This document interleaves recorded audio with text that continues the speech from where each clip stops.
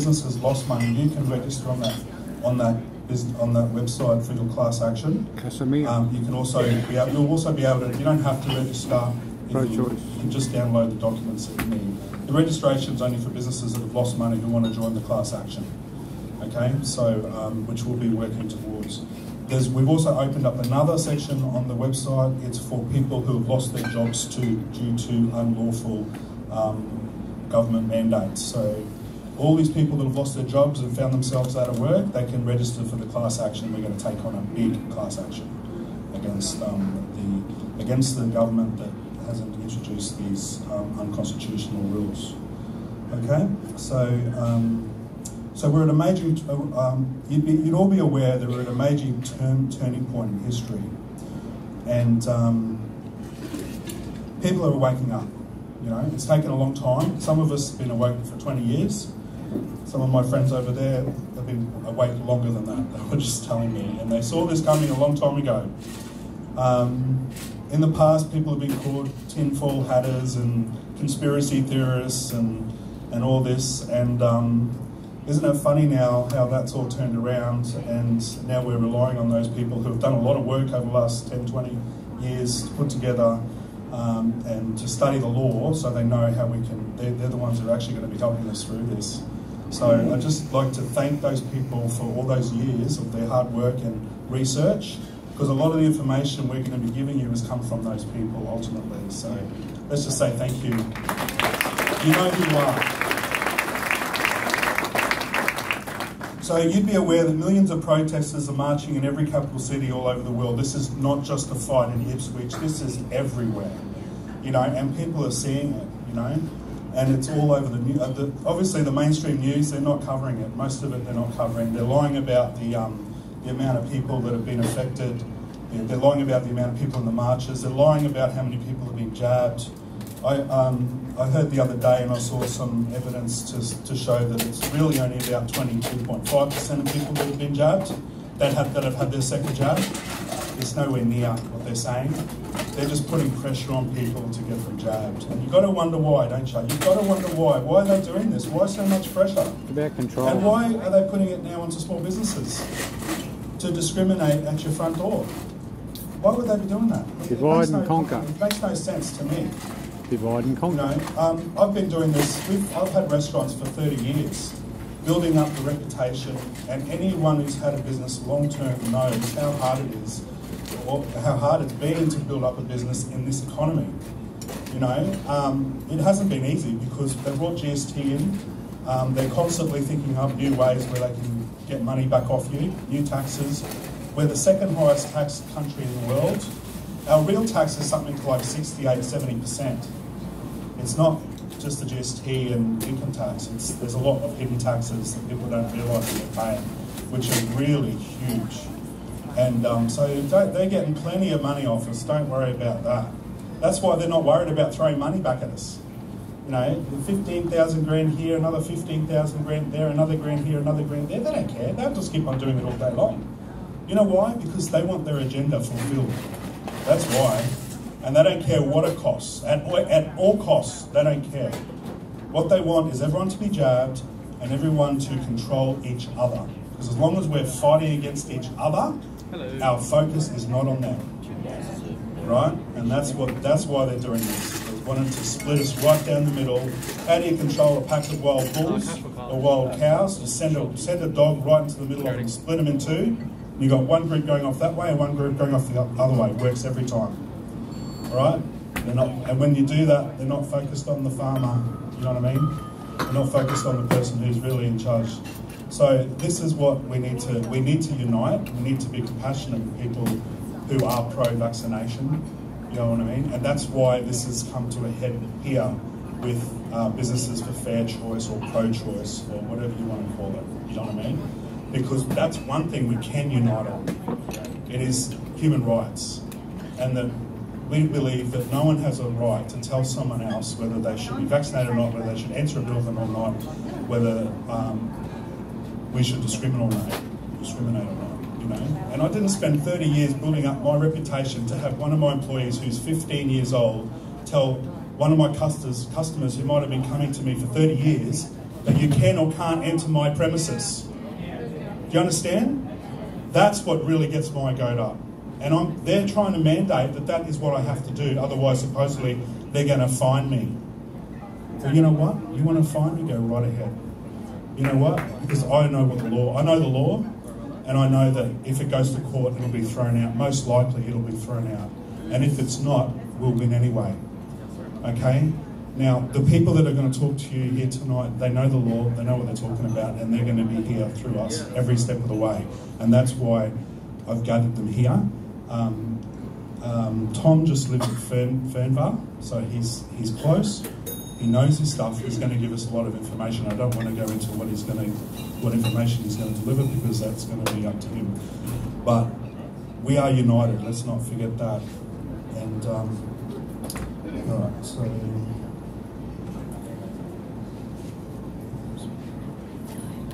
Mario. Hi.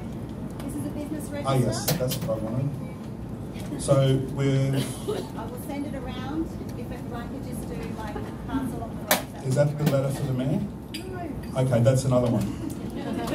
So we've got two forms we're going to pass away. One is the register. What's that for, Rochelle? So this is just if anybody has any questions. Yeah, if you'd like to have some questions at the end, put your name on this one.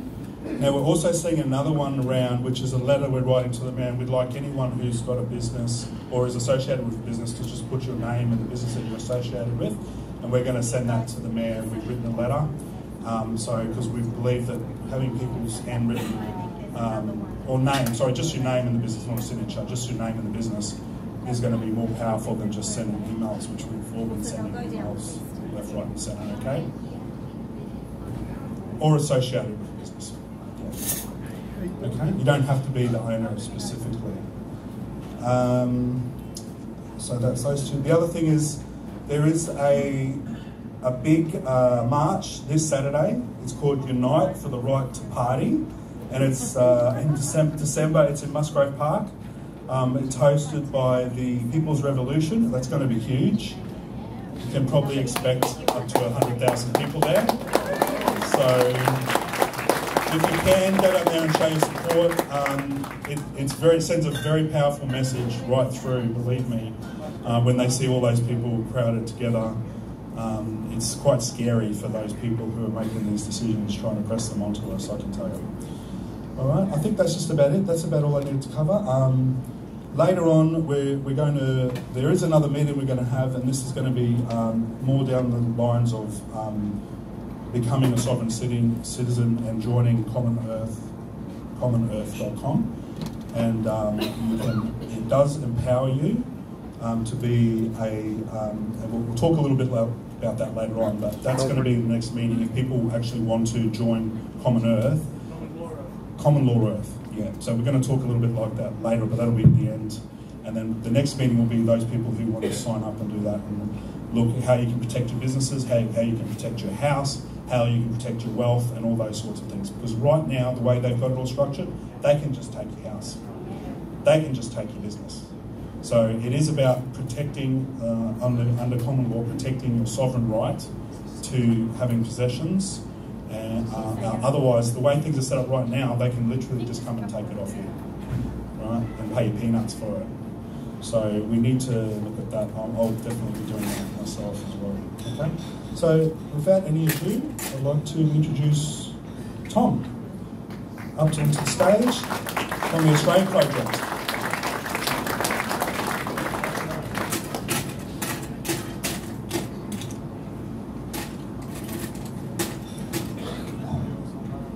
I'd like to publicly thank Mario for reminding me of the video game Super Mario. That's him, isn't it? I only had the opportunity to briefly speak to Mario last night, but he touched a chord with me. He's a man that's prepared to stand up, and I love him for that. So I'm always grateful to see patriots, as I gather most of you are. So have you seen the movie The Matrix? Okay, and the main actor Neo in it, he's given the opportunity to take a blue pill or a red pill. Which is the pill that he takes? Got different ones? Okay, which is it? It's a red pill. Okay, so put your hands up, those who are red-pilled here. Okay, so as Mario said, I was talking to Mario, I've been red-pilled, I'm 61. I've been red-pilled since I was 18. So I got into this a long time ago. And I've known for many years that this was going to end up the way it is. And we're just at the start of it. I think that things are going to get better real soon. Think again. We're in the fight for our lives, literally. I want you to understand that. That we are in the fight for our lives. We are in the fight for our families' lives. And that's what part of the Australia project is, that we believe that we're going to stand up for our families. We've got nothing. So families have everything. So just to let you know that those that don't know anything about the Australia project, we started probably about 8 months ago. I was with 4 other friends and we were just talking, and we were concerned about the way that politics were going, especially the fact that we have such a corrupt government. And it's not just here, but it's globally. But these are just pawns, and they're puppets to a global master. I want you to know that that's true. So here it is, we decided there that something needs to be done. So we were just joking, we thought, well, the only way to do something is to unite people. Because the old adage, united we stand, divided we fall, isn't it? So we decided there to make that stand and to raise the title of liberty, or a flag of liberty, we should say. And the objective was to unite all. So we're doing what I guess you've seen the movie Braveheart with William Wallace. We tried to unite the Scottish clans. That's our objective. We're trying to unite all freedom groups, all freedom-loving people under the one banner of freedom. It's the only way. This is all about a numbers game. We get the numbers, we win, literally. So we need to just get 100,000 people on a march. We need to get millions. And we have the potential, we really do. So as we unite together, we get the numbers, we win. There is no ifs or buts, we will win. And it's all about those numbers. So tonight, when you go home, I want you to think about what are you going to do to stand united. You're already attending a meeting here, but you can do more. So the more is to try to speak to others to help them to join. And that's the objective. So we're trying to do that, William Wallace, trying to unite people. And we are, I guess you could say, getting success. So we've got a number of platforms happening. If you want to have a look at our website, it's called australianproject.org. And if you have a look, we've got a number of things happening there. Let you know we're a non-for-profit organisation. We are not a political party. Our sole objective is to unite all freedom people. That's it. We have no aspirations to run for politics. Even though we have had a couple of offers, we are not prepared to do that. So our aspirations are to awaken people and to share truth. And that's it. Okay, so we have a number of platforms, and one of those, what we've started, is called ANCOP, A-N-C-O-P, and it stands for the Australian National Committee of Patriots. And the objective is we will form a round table. It's a bit like the old story of King Arthur with the Knights of the Round Table. We want to have a round table with all freedom groups, keep their own objectives and that sort of stuff, but they unite under the one banner of freedom. We become one of them, and everyone else becomes part of that round table. So we all work together. That's the objective. So we've started ANCOP, and we're starting to see people come. So the other platform that we have is what's called FOR. It's an anagram for the Australia Project, Health and Wellness. So part of this we envisage, and we tend to see cities or communities of light starting around Australia. So we actually have now, call them TAP, which is short for the Australian Project. We have these TAP satellites groups started all over Australia. We've got, I think, about 120 groups already. So we're starting to form one. We're going to do one in Ipswich shortly. We're doing one in Tigila. We're going to do run for Fernvale. That's where I'm from. It's interesting that I've got 4 friends and I that started this. We come from Ipswich. So we've jokingly saying, who would think that 4 people from Ipswich would try to unite the world? And we've got a big plan, I guess you could say.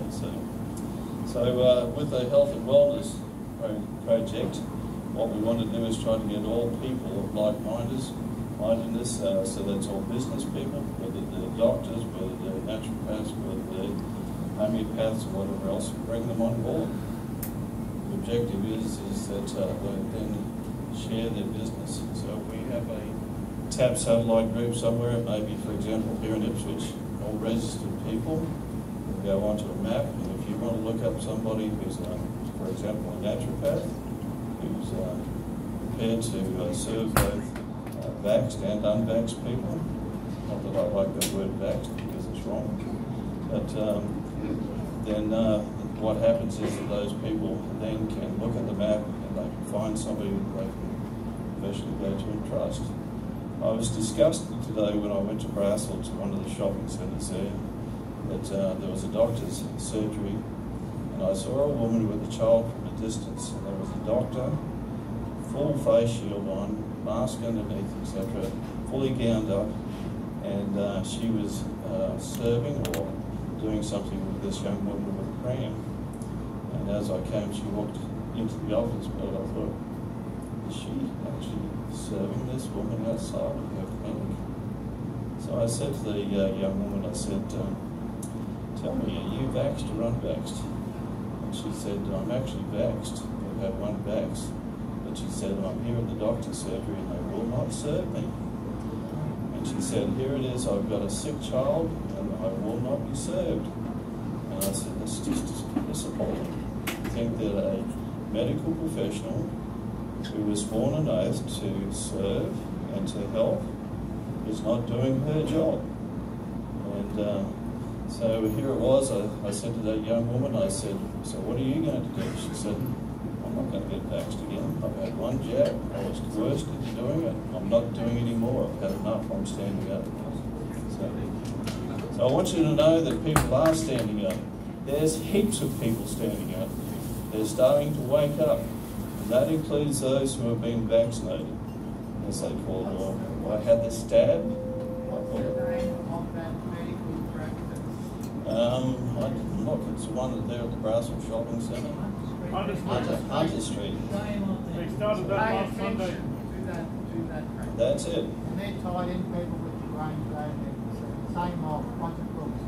Okay, so when we actually started the Australia project, one of the friends gave a little speech, and we started to give out what we call cease and desist letters. And we've had heaps of cease and desist letters go out by people. We've had over 60,000 have gone to doctors, medical practitioners, pharmacies, and all sorts of people. And basically these cease and desist letters are basically there to tell them that if they do not cease what they are doing, eventually they will be tried for treason. Literally. So what's happening is that we are keeping records also of these letters. So when the time comes, we have a record of those who were part of the system. I want you to know one day it will happen. They will be tried under the Nuremberg trial code, and they will be tried for treason. That's literally what they're doing. They're committing acts of treason. They are, with these vaccinations, literally harming people without their consent. And that's wrong. So these are some of the things that we're doing. So if you go onto our website, we have a number of letters that you can actually have a look at. Concerned about your job, those sort of things, etc. Have a look at some of the letters. So the Australia project, we're in its infancy, but we have I guess you could say, a long way to go, but we have a vision. That vision is that we can become sovereign people as we are supposed to be. Sovereign people who can be united, and we will stop these people. Once we get these numbers, we will march with a purpose, and we will stop these evil tyrants which are trying to control us. How many lawyers do you have registered? We have a number of common law people. We've got about 5,000 common law people working this now. So it was interesting though that I had to speak to one of these common law groups. That was probably about 3 weeks ago. And I said to them, I said, do you realise the strength that you have? One of them said, what do you mean? I said, when this government goes down, and that includes the judicial system, I said, who do you think will step in and fill that void? You as common law people. You will become the next judges. You will be the ones who will run the courts. You will be the people in charge of the system. You have power. And I think they then realised how much power they have. I want you to make the effort, which you're doing tonight. There's going to be some information passed out. Learn some of your basic common laws, what your rights are, and don't be intimidated. These people, the police and those sort of people will try to intimidate you. You've had that. I won't take intimidation from these people. No, just don't accept it. You are sovereign people. You don't want to take this. So as you learn your rights, you will get courage, you will get faith, you will stand up with conviction. And as you stand up with conviction, watch this book go. Sorry, do you mind first put this out? I've seen it many times. So, the Australia Project, are we under the wing? I guess you can say we've had federal police turn up, we've done investigations, etc. But we are doing everything lawfully. Because we are doing it lawfully, we can't do anything.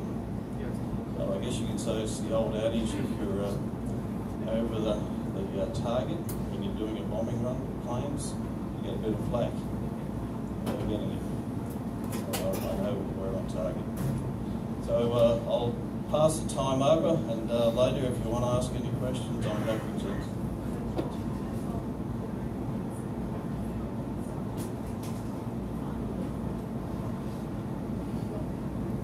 Stand up, say no. That's it, say no. And I do it all the time.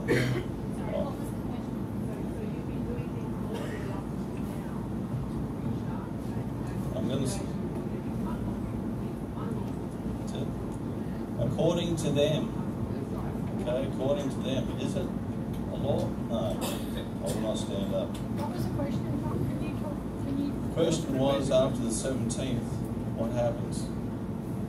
So, are we going to be lawfully lawful citizens, or are we going to,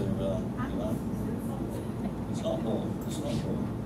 So, We'll get to the step-by-step procedures. Yes.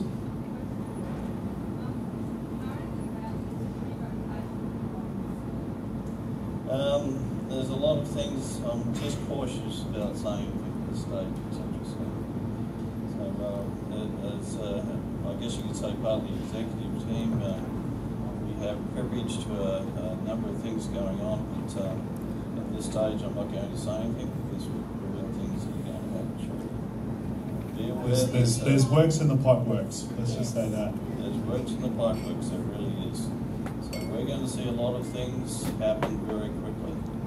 But I don't know if you follow Ricardo Bosi and some of these. But Ricardo, he's made a number of statements recently that things are going to happen.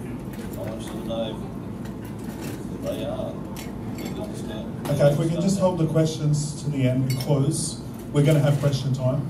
And did you want to say any more, Tom? No, I'm happy to pass it over. Okay, so thank you.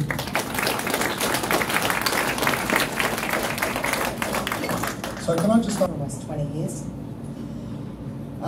Until October 31st, when I decided that I was not prepared to take an unapproved jab that hasn't yet gone through stringent medical testing.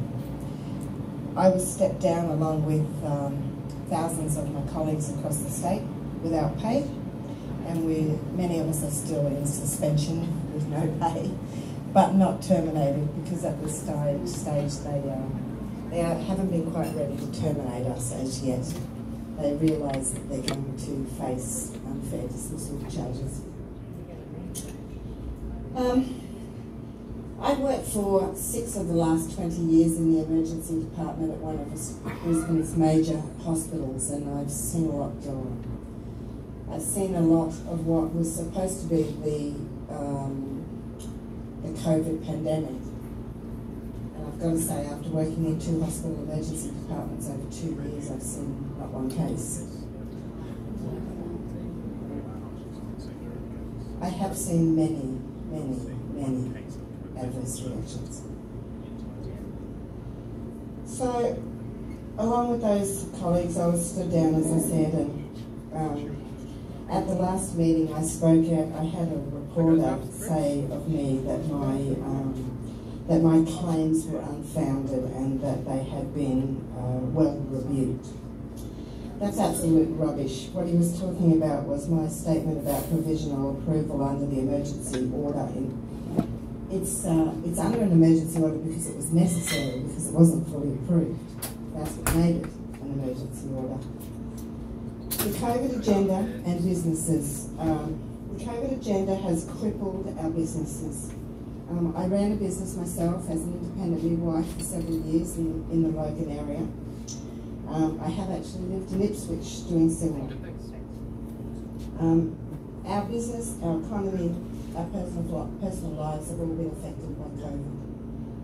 I just keep coming back to it. I have to chuckle. I was listening to what you were saying before about people being awake for a really long time. And I can remember 20 years ago going to secret meetings where we pulled the battery out of our phone and wrapped it in alfoil, just in case the government would listen.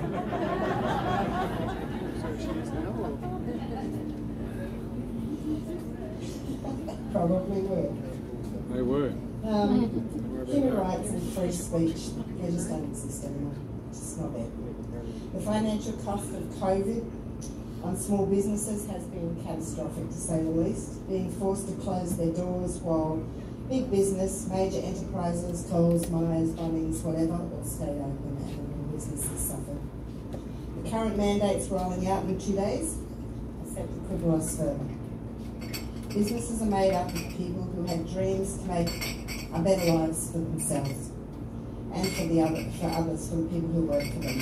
Most have put their blood, sweat and tears into those businesses. These mandates will potentially lock out half of their customer base and for some forbid their own owners in actually walking into their properties. I've never been a union person in my entire life. In fact, I actually hated unions. I just didn't like what they stood for, although I grew up with parents who were very traditionally Labour supporters, and they used to say, the unions are for the workers. Well, I think that may have been true in its original statement, in its original form, but that certainly isn't true today. So I have never been a part of a union until a few years ago when I was required under ARPA's laws to take out professional indemnity insurance. So I didn't know anything about unions, so I just queued up and joined the Queensland Nursing and Midwifery Union, like everybody else did. I was hugely shocked to find out when the mandates came out, without consulting their members at all, they supported the mandates. Needless to say, I fired my union.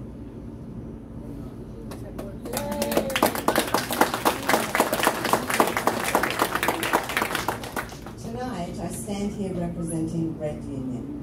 Now I have to tell you, when this all came down, I was the first, there were a group of people who started a Telegram chat with a bunch of healthcare workers who thought, we've got to do something. We've just been told we're going to lose our jobs. So I got onto that chat and I was watching the comments and the heartbreaking, just post after post after post of people who knew that they were just about to lose their nursing or midwifery careers, or who were wardies, they were whatever they were, but they were members of the healthcare team. And I really struggled to listen to that, so I said, I've got to do something. So I actually went out and called the very first meeting amongst all the healthcare workers, and I said, I just picked a path randomly in Underwood and said, we're having a meeting, come to Underwood.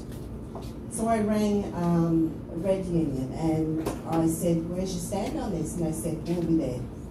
So, okay, good. So they turned up and along with that, Malcolm Roberts from One Nation came. So at that meeting, Red Union stepped up and said, we're prepared to support you. And not only are we prepared to support you, we're prepared to do what no other union has done before. We're prepared to take you on with a pre-existing problem. So they have opened their doors and they took us all on. And originally I volunteered for them on their phones. I follow the Telegram chats, I keep up with their social media, I post stuff to their groups, to the groups that, you know, keep them in the know with what's going on. And then one day they just said, Debbie, we want to give you a job. I said, oh, thank God for that, I've got money.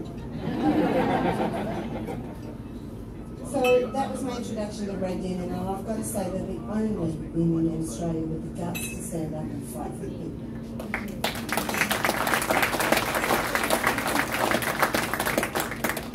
Recently, 30 BHP members took employees took BHP to court.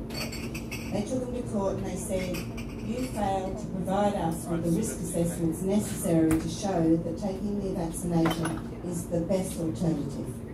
They won that case and the mandates were lifted off of BHP. Yep. Yep.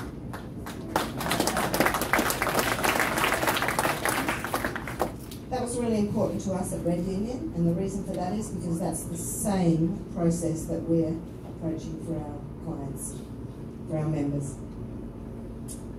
So in all this, what has happened is we've noticed that there's so many small business owners who have nowhere to go. So we got together and we had a chat a few weeks ago and we decided that we had to do something for you. So what we did is we decided to start up a first-time Business Owners Union.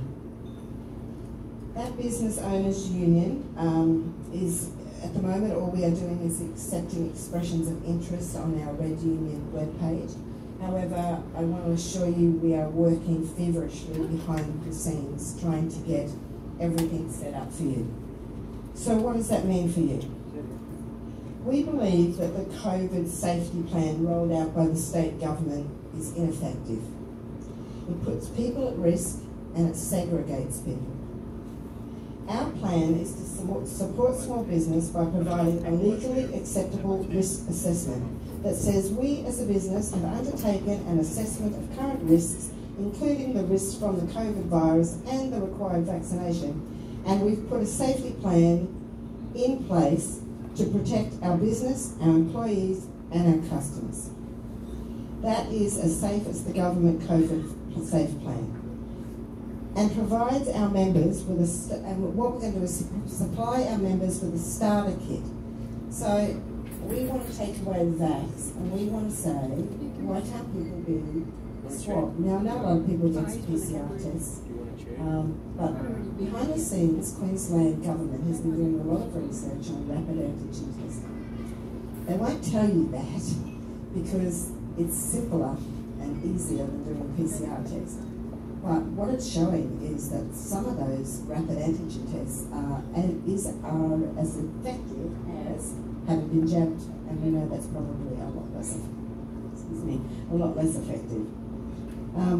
So we've done our research, we actually got it from the government website, and so what we're going to do is put together a kit for every member that joins us. So in that kit will be a starter kit of rapid antigen tests and a thermometer, and a whole COVID safe plan where you could safely have your employees test themselves. They can take a screenshot, send it to you, say, yep, I'm negative, I can come to work today, and you document it and put it aside. Now, it isn't what the government wants, even though it's effective. Some of them are well over 95% accurate. That is much better than what they're getting out of the jab. Well, even the PCR is not even that accurate because, well, 20 cycles, 40 cycles. I understand that, but in terms of transmission and the ability to contract the disease, it's not protecting anybody any more than taking a rapid antigen test. Yes. I agree with you, but we have to, our purpose is to show the government that we have a plan that's just as safe as theirs without the invasion that they're having on our bodies. We're taking away our right to choose, and we're trying to say, well, there are other ways around it. Now, I'm all for what's being said here tonight. As I said, I was one of those people with tinfoil hat, my aluminium foil over my battery on my phone. But I also live in a world where I know that people are going to get challenged. And I'm trying to, I guess, provide a separate sort of solution for the time being. One of the other things we're doing is, with the membership money, part of that is going to go into a fund, so that if you are pulled as a small business before the courts, we're going to back you, and we're going to provide you the legal support that you need to fight it.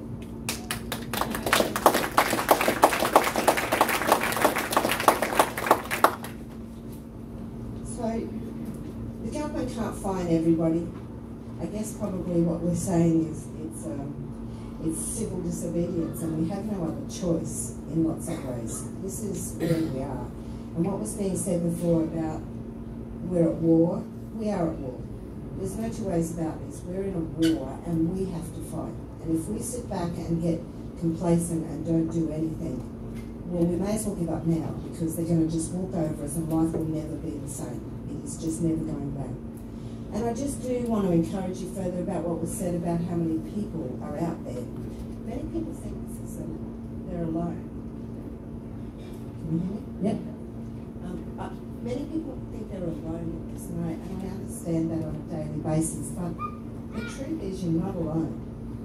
A couple of weekends ago, over 1 million people marched the streets in Australia. Now, if you're not on social media, you may not have seen that, but they are marching, and they are marching in great numbers. Statistically, politicians look at those numbers and they go, for every one of those people who march, there are 10 people who feel exactly the same way as they do. That counts to 10 million people in Australia. That's more than a third of the population of Australia. There are numbers, people. We've got enough to change the face of Australia.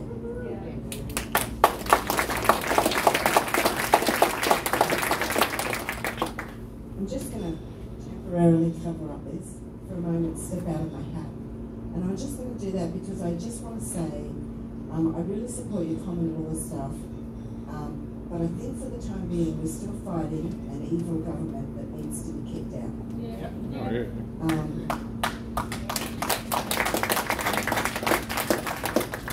On that note, there is a group being formed called Vote for Freedom.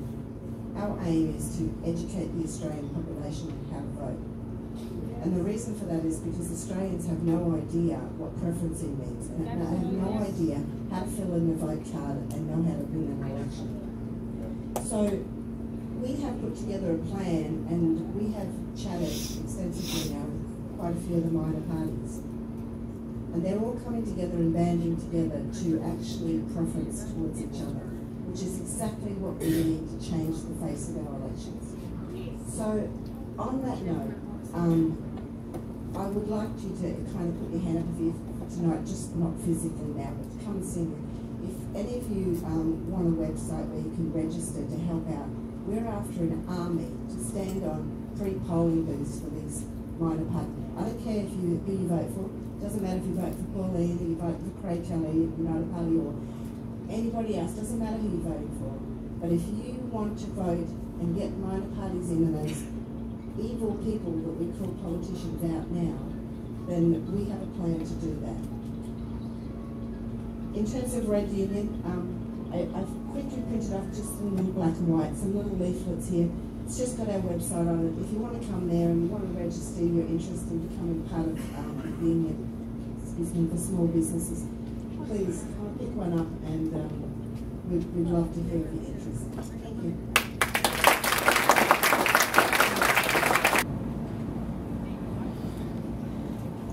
Good evening, I'm Simon.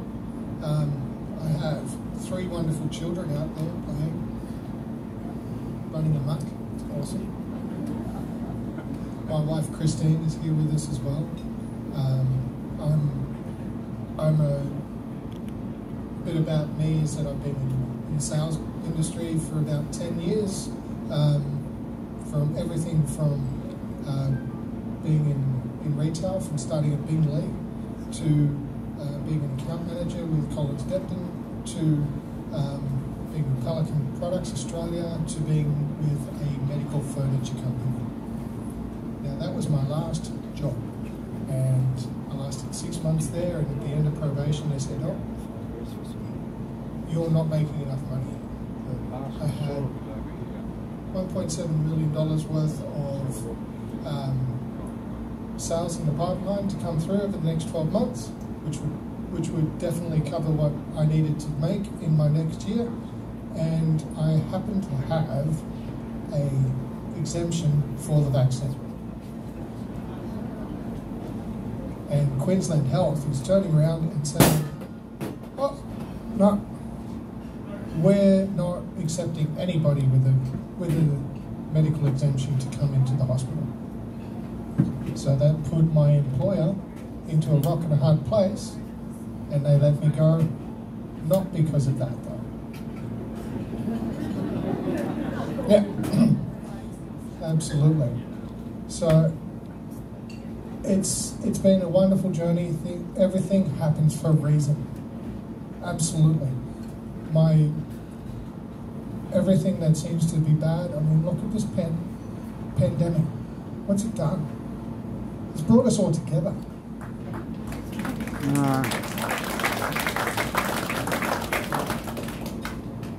Can you imagine if like we tried to do this with like a Rotary Club or something like that? Or Lions or something cool like that? We've got this amazing group of people, business leaders, community leaders, church leaders, all coming together because they want to choose how to run their business. Under the American Constitution, it is enshrined in their Constitution that the government cannot impede on the contract or the performance of a contract through their laws or anything. So this is something that I'm trying to bring into Australia. Trying to find the right laws that we can stand upon to protect our businesses. Now I'm new to this. I've been studying law. I've been on Zooms for most nights with people learning law. I'm not doing this through a university. I'm doing this as a dad, in between everything I've got, starting my own business there with Sam. Thank you very much. And just getting out there to learn how to grow in this post-pandemic world. I don't want to be told what to do with my business. I don't want to be told who I can and I cannot serve. Now, I don't think anybody here wants that. So, can everybody see the screen? Deal with the police and unjust rules. So I've got a simple 5-step procedure that we can work together on how to work together in case we are at the health department or the police come to try and tell us what to do.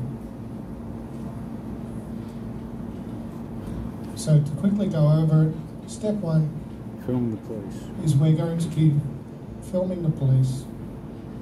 Step 2 is asking the police to move away from the front of house. Step 3 is to state you are a corporate employee. Your offer to contract is hereby declined. You are trespassing and you need to leave now. It is a really strong statement. I'll put all of this onto our Class Action Australia website as well, so you'll be able to download it too. So step 4, if the police aren't going to stop it here, we give notice to the police showing them your trespass signs in your premises, and give them notice to business and My or camera's any crap. self-proclaimed authority document. Now, I've worked on that with, I don't know if you know the group called Decline. Yeah? So Alex and I were talking and working on that together today. So we've been working together to make sure that we can get the most up-to-date information and protect your business through contracts. So step 5, if all of that fails and we are given a fine, decline the offer to contract and elect to hear it in court.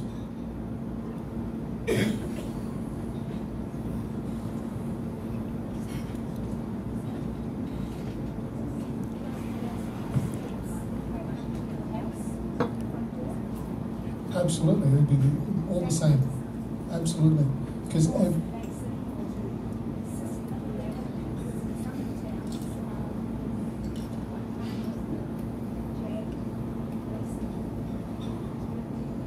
absolutely, everything is an offer.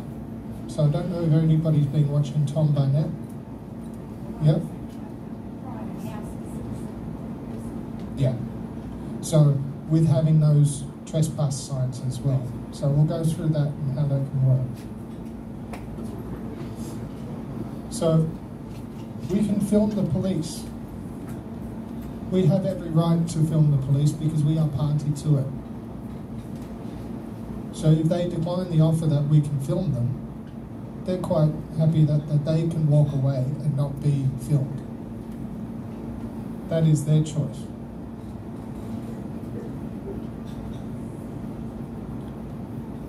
So asking the police to move away from the front of house and public area, because we don't want to cause distress and anxiety to our patrons, staff, or family members. Can you imagine if you're having little children running around your house and somebody knocking on the door with a badge and a gun and a taser and gas is coming to tell you what to do? But they can't force you, but they'll just coerce you, which is illegal. It's unlawful.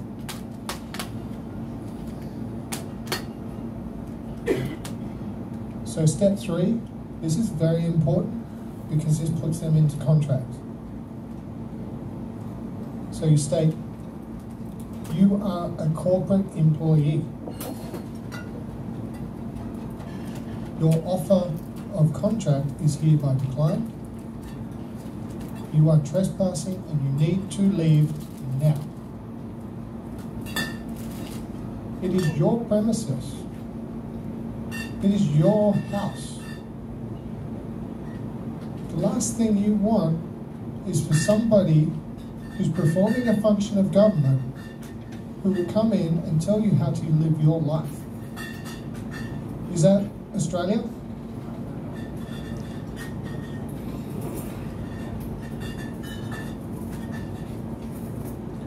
So with an offer, anything that they offer you, so a mandate is only an offer. So you go up to somebody and you say, I want to go and punch you in the face. That is an offer. You can decline that offer. Or you can accept it and take the punch in the face. You can conditionally accept that and say, well, if you punch me in the face, I will punch you back in the face. That's conditional acceptance.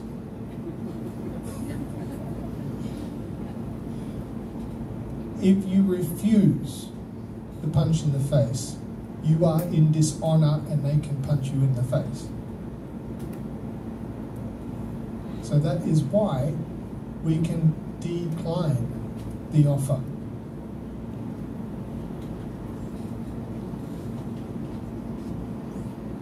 So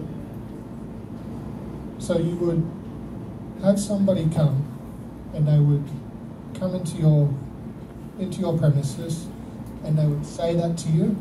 They would say, you need to be shut because your business is not complying with the Chief Health Officer's directive. and then you will say that. You'll say, you are a corporate employee, your offer of contract is hereby declined, you are trespassing and you need to leave now. Does that apply if you're a patron or a customer? Yes. Yep, it's his contract law. And so you can repeat this 2 more times if they continue the barrage, because that in the rules under maritime contract law, if you listen to what the police always talk and say, they will always ask you that in 3 times. So it's like trying to set your position as a man, because they come up to you and they treat you as a person. So if you look at what the etymology of the word person is, it actually means persona. So persona is a mask. And they're putting masks on everybody right now and making them all dumb. So we can set ourselves as men and women, or whoever you decide that you feel like you are today. It could be a toaster.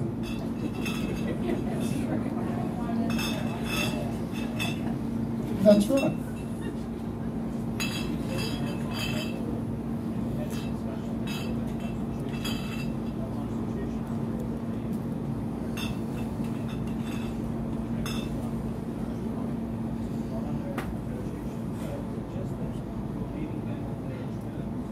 Exactly.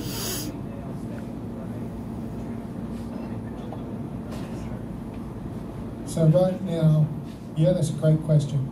So right now, Australia is run under maritime law. Okay. So since 1973, no, that's right. So since 1973, the Queen in the Royal Styles Act signed above the Royal Styles Act not agreeing with the change of the name of Australia from the Commonwealth of Australia to the Australian government. So that changed us from a Commonwealth country into a corporate entity. Unlawfully, absolutely. And so when you listen to the guys like Decline, they go into that. We can recontract with the Australian Constitution through the Australia Act 1986. So you're able to access the protections of the Constitution. So it's section 5123A.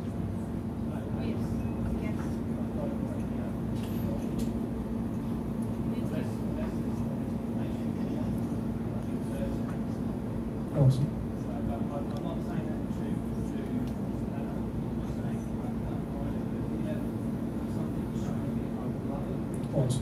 I've only got the digital version, so maybe that's why. So I'll come and have a chat with you afterwards. That looks exciting.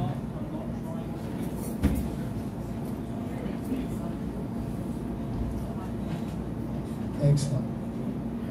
Yeah. Yeah.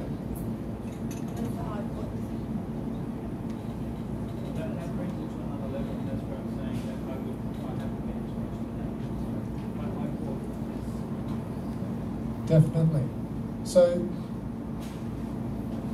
this might be boring law stuff, but this is where we reclaim ourselves as men and women of the Commonwealth of Australia. Sovereign.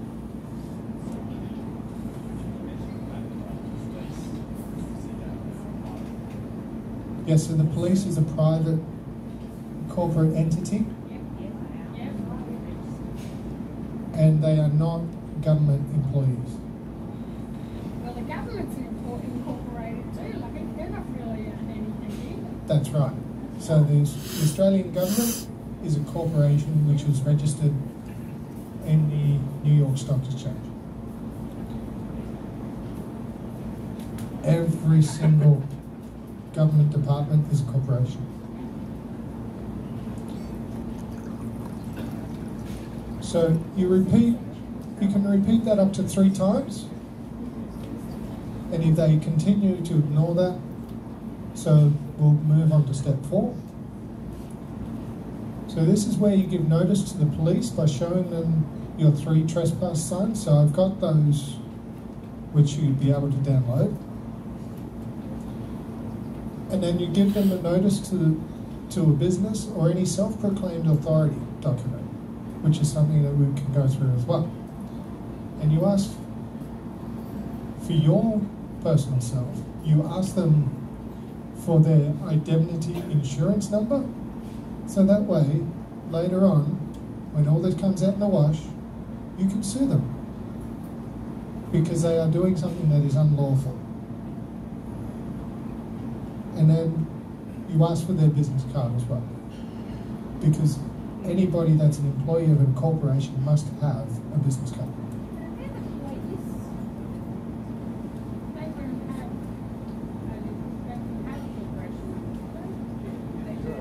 Yep, they got an ABN.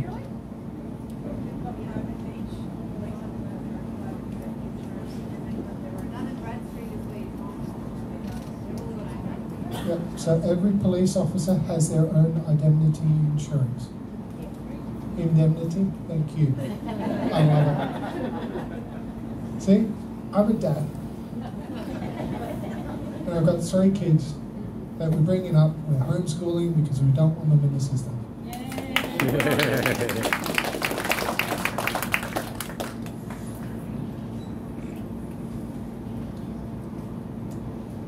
So step 5, if all else fails and it just continues to barrage along, so if you get given the fine, decline the offer of contract or to contract and elect to hear it in court.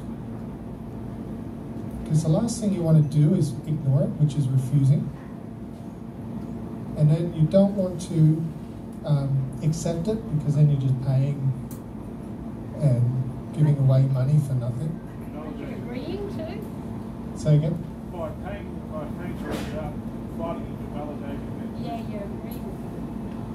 Yeah. You're funding the corporation. Yes, by paying it, you're funding the corporation.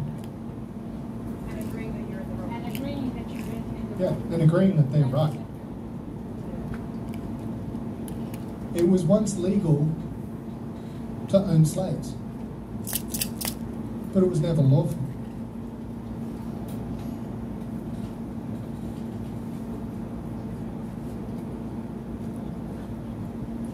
So what is a mandate? The definition of a mandate, according to Black's Law's Dictionary, 2 guys going out. it's a written command given by an authority to an agent, a member of the public, or a contract by which one person requests the other person to agree voluntarily to a service. It only becomes effective when the mandatory agrees. Therefore, a mandate only becomes mandatory upon agreement. Mandate requests that without consent it bears no obligation. So there is a difference between a mandate and a law.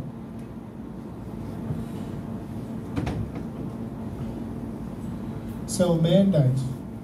So legislation is written using legalese, of which attributes different meaning to the words in the English language. When legislation states an instruction must be followed, for example, wear a mask or social distance, what it really means is you may wear a mask or you may social distance respectively. Basically, the legislation asks for consent. To find out the meaning of words used in legislation, look them up in Black's Law's Dictionary. Everything in this system is governed using legislation as its foundation. It is consent-based. Just $5 money. Your compliance with legislation is you consenting to it by default. Yes?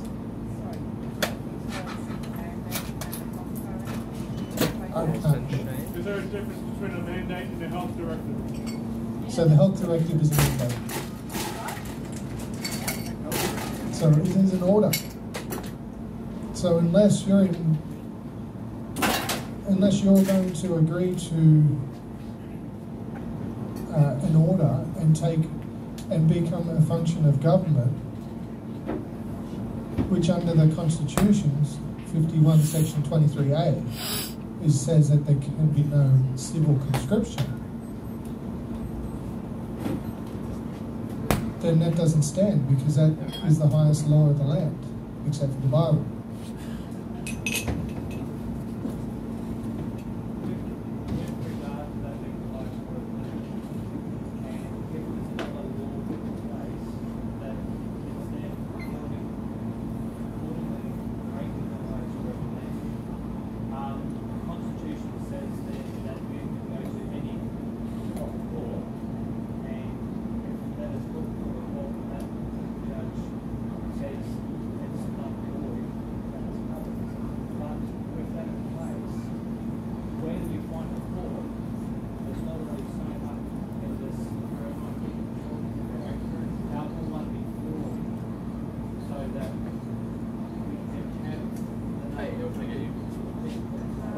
Definitely.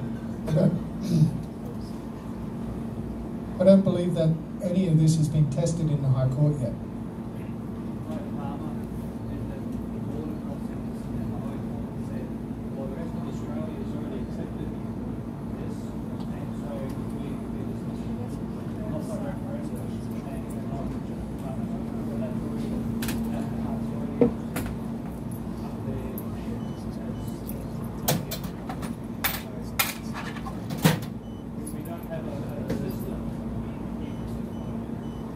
Definitely.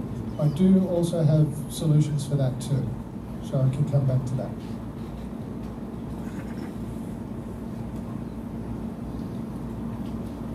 So I do have some documents that we'll be able to download as well, which we'll be putting up onto the customer to the classactionoz.com.au website. I'll be putting that up later tonight, and so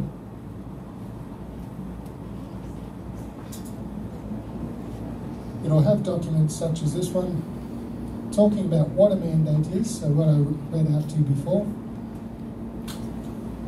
There'll be a business guide, a guide for businesses, which is a simple and practical guide for businesses to thrive during uncertain times. So I think that document was helped be created by Tom Barnett. There's also the trespass notice as well, which is also shows what information there that backs this document up through High Court cases as well. There's also notices that you can put on your business entrance. We welcome all, no discrimination, all you need is a good attitude. Definitely. So you decline the offer to contract. And so if you don't take it, then they'll send it to you. But if you take it, you're accepting it.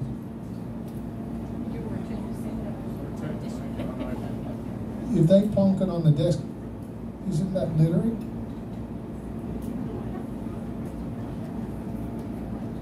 Yeah. So as long as you're declining it, and if they put it on the desk in front of you, they're pretty much making you accept that under duress. And everything is on consent. But the other issue is too, they're saying that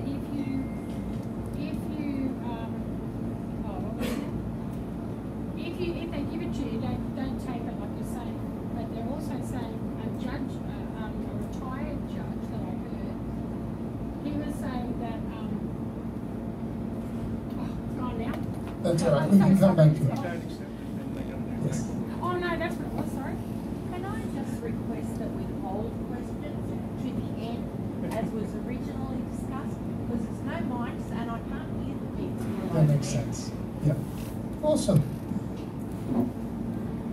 Excellent. So this is a great document they can have in front of your shop or business saying that it is your responsibility to check in, and by entering we are assuming you have done so. If you don't wear a mask, it will be implied that you have a medical certificate. We've abided by the government COVID regulations.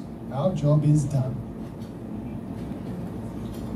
So it is, if you want to be able to be looking like you're complying, so that you don't have the people coming and barging on your door every day, you can have things like this up. And you can have your check-in sign over there in the corner, which is hard to find. Yeah.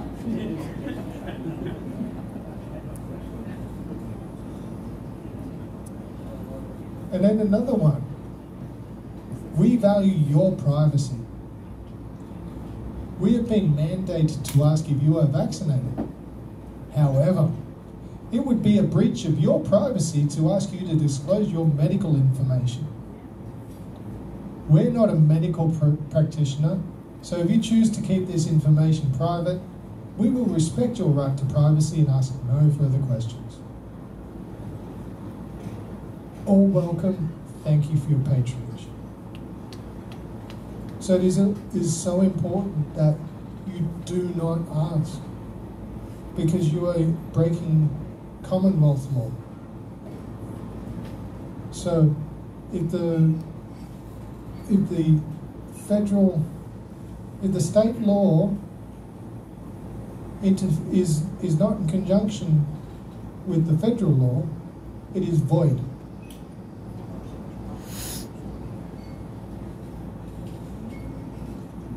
This is the notice to police, which I worked on with Alex today. It's quite a large document, so I won't read it out, but it is available for you to download, and it is a powerful and practical notice. It informs those trespassing against you they are breaking the law. It puts the onus onto them so that they know that they're breaking the law, and if they continue it, you can sue them for tort. And that there will be other documents that I'm going to create, and thank you so much for hearing. Other things that I'm going to be doing as well is by helping businesses to be able to create private membership associations or private societies. I'm still studying that, so I don't know all the answers on that one, so I'm not going to show anything up there yet. Which website is this downloadable from? Yeah. It's Class Action AUS, classactionaus.com.au.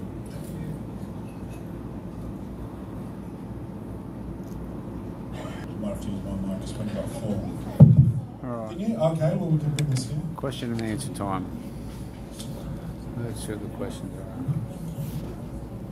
are. I think they can just talk from there, or walk around wherever they feel comfortable. Hi, I don't know if you've heard what's happening in Darwin with the detention camps, and it can't be legal how they can just come to your house and cart you off to a camp. And as we all know, there's one built at Toowoomba, there's one 15 minutes from Brisbane, there's another one somewhere else. And what do we do when this happens to us, when here in Queensland? Like, it's just in Darwin at the moment that I've heard of, that lovely young lady that was carted off against her will, threatened, coerced. What do we do when they come to our door and they want to actually physically take us away? Lock my door. If I could say something, just, one of the things is always... So one of the things is that make sure that everything is always filmed. Okay, so but if you think that these detention centres aren't real, tell me if they are. Okay, so I've got a young friend if I could just tell you quickly, a young friend of mine that was about 4 weeks ago. He is from Emerald in North Queensland. He works in the mines. Now, he said to me, he's joined the Australia Project, and he said to me that he caught up with an older friend that he hadn't seen for many years. And he asked his friend, that was in Emerald, while they were shopping, he said, "What are you doing with yourself now?" He said, "I've got my own contract fencing business." He said, "So what do you do, rural fencing, that sort of stuff?" He said, "No, I work for the federal government." He said, "So what do you do for the federal government? Do you put up dingo fences or that sort of stuff?" He said, "No." He said, "I'm actually putting security fences up." He said, "Whereabouts?" He said, "All over Australia." He said, "What sort of security fences?" He said, "They're around detention centres that have been built." So he said, "So have you been busy?" He said, "Extremely busy." He said, "So how many have you done?" He said, "In the last 12 months, I've done over 1,000. Wow. Okay? And he said, "I have many more to do." Okay, if you think that they're not real with what they're doing, I want you to think again. Okay? So we are at war. We literally are at war. So he's recently given me his friend's phone number. He tried to find out from his friend where these centres were that were being built, but his friend declined to talk to him. But just be aware that that question was, make sure everything is filmed. But what Simon said tonight is correct with what he's saying, but the key is that you become comfortable with dealing with police. So if you've got a mirror, get out these things that Simon shared, stand in front of the mirror and pretend that that image that you're looking at is a police officer. Okay, and as you learn how to react, and you will be able to get that faith to stand up. Okay, and these police officers, when you stand up, you're going to back down. And I've had a number of police officers come to my door, and they have back down. So just the other thing too about, do you all have a personal sign at your front gate? Some have, about no trespass. Please get one. Be aware that if you do not have a front gate, that they can actually come to your front door. So put it up on your front door. If you've got multiple entries, like I've got 4 entries to my property, so therefore I have 4 of these signs up. Okay? On the website. So I'll have it up on the website tonight. So when you get it, actually have a look at what it's all about. That you are dealing with corporations. So when I've had the police turn up at my door, first thing I say is, "Did you read the little sign on my front gate?" And I had some police officers say to me, "No, what's that got to do with us?" I said, "Well, it's got everything to do with you, because they're high court rulings. So you're not allowed on my property because you're officially trespassing." "Oh, no, we aren't." I said, "Yes, you are." So as I stood up and told them, the other thing is, ask for a business card. The first thing they say, "Can I see your business card?" One of them said, "Why is that?" I said, "Well, you could be impersonating a police officer. I don't know who I'm dealing with." So me, I've got my own business cards. I gave them one of mine. I said, "Here's my business card, now I want to see yours." "We don't have one." "Well, I'm sorry, boys. One phone call to the police union, you're out of uniform because you don't have a business card. You could be dismissed." That makes them think twice. Okay.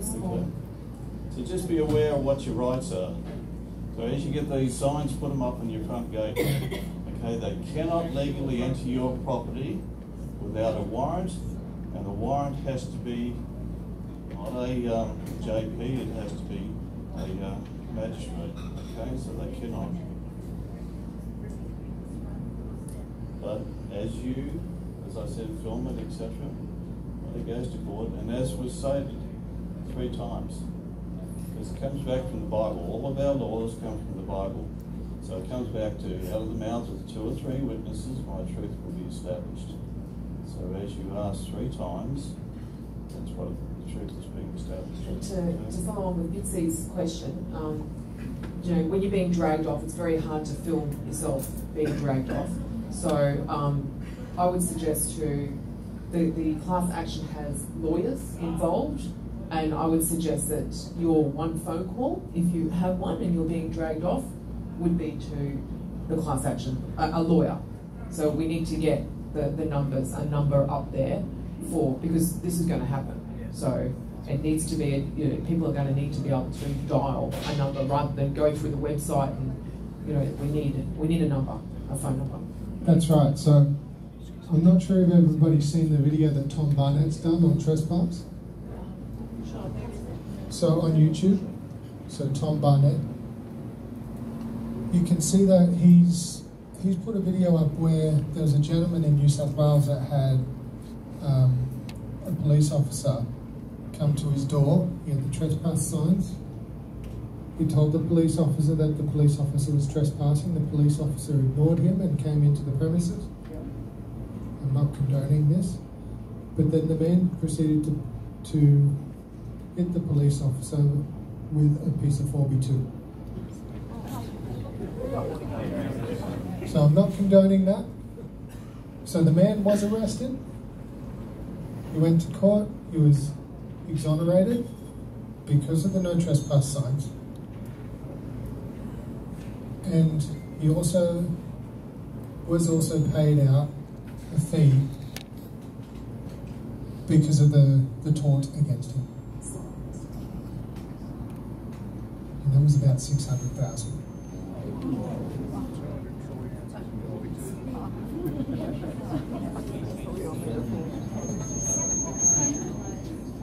Sorry? Yes. That means that they have entry then. Okay, so keep your gate closed. Okay. If you've got dogs, make sure you don't have a sign up. These are guard dogs or whatever else, because then you'll have problems. So. Okay, so you don't have those sort of things. If they do come in and your dogs bite them, all you have to do is say, "Oh, gee, they've never bitten anyone before. You mustn't smell nice." So there's plenty of ways around it, okay? Okay, moving on. Beck, we've got Beck. Beck's question's been answered. Okay, Anita. Thanks, Em. I just remembered what that thing was before. As soon as you decline, then the police have an awful lot of work to do to try and prove what they're trying to do to you. So, and they don't like to do that work. So they'd rather you not decline. So that's the best thing. My question was,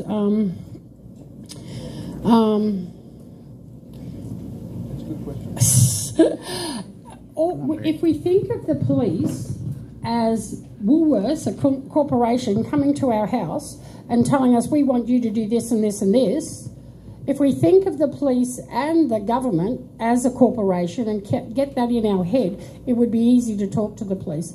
The other thing, I had this person on Facebook, they were telling me down at Wynnum, they've now started charging you. So she had her car serviced, and she has 4 other members of the family that had their car serviced. And they walked into their car service place, like a Ford place, a big proper place that cleans your car and everything after you finish servicing.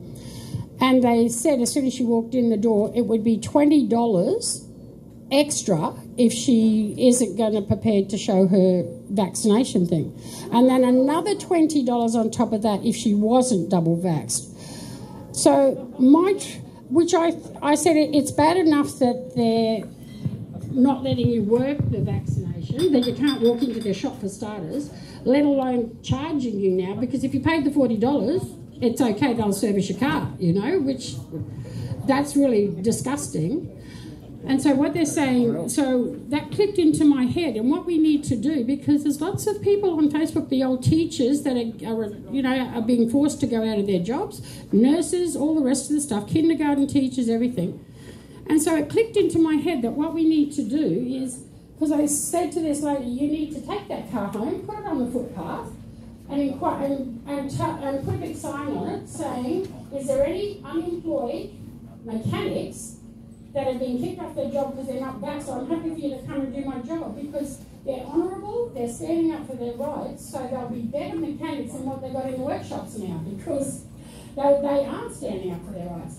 So I'm thinking maybe we need to get some sort of organisation that says all these unemployed ones to help them through Christmas, you know, who's unvaccinated, who's willing to take an unvaccinated person for the jobs you want done at home, that you don't mind having vaccinated, you know, unvaccinated people.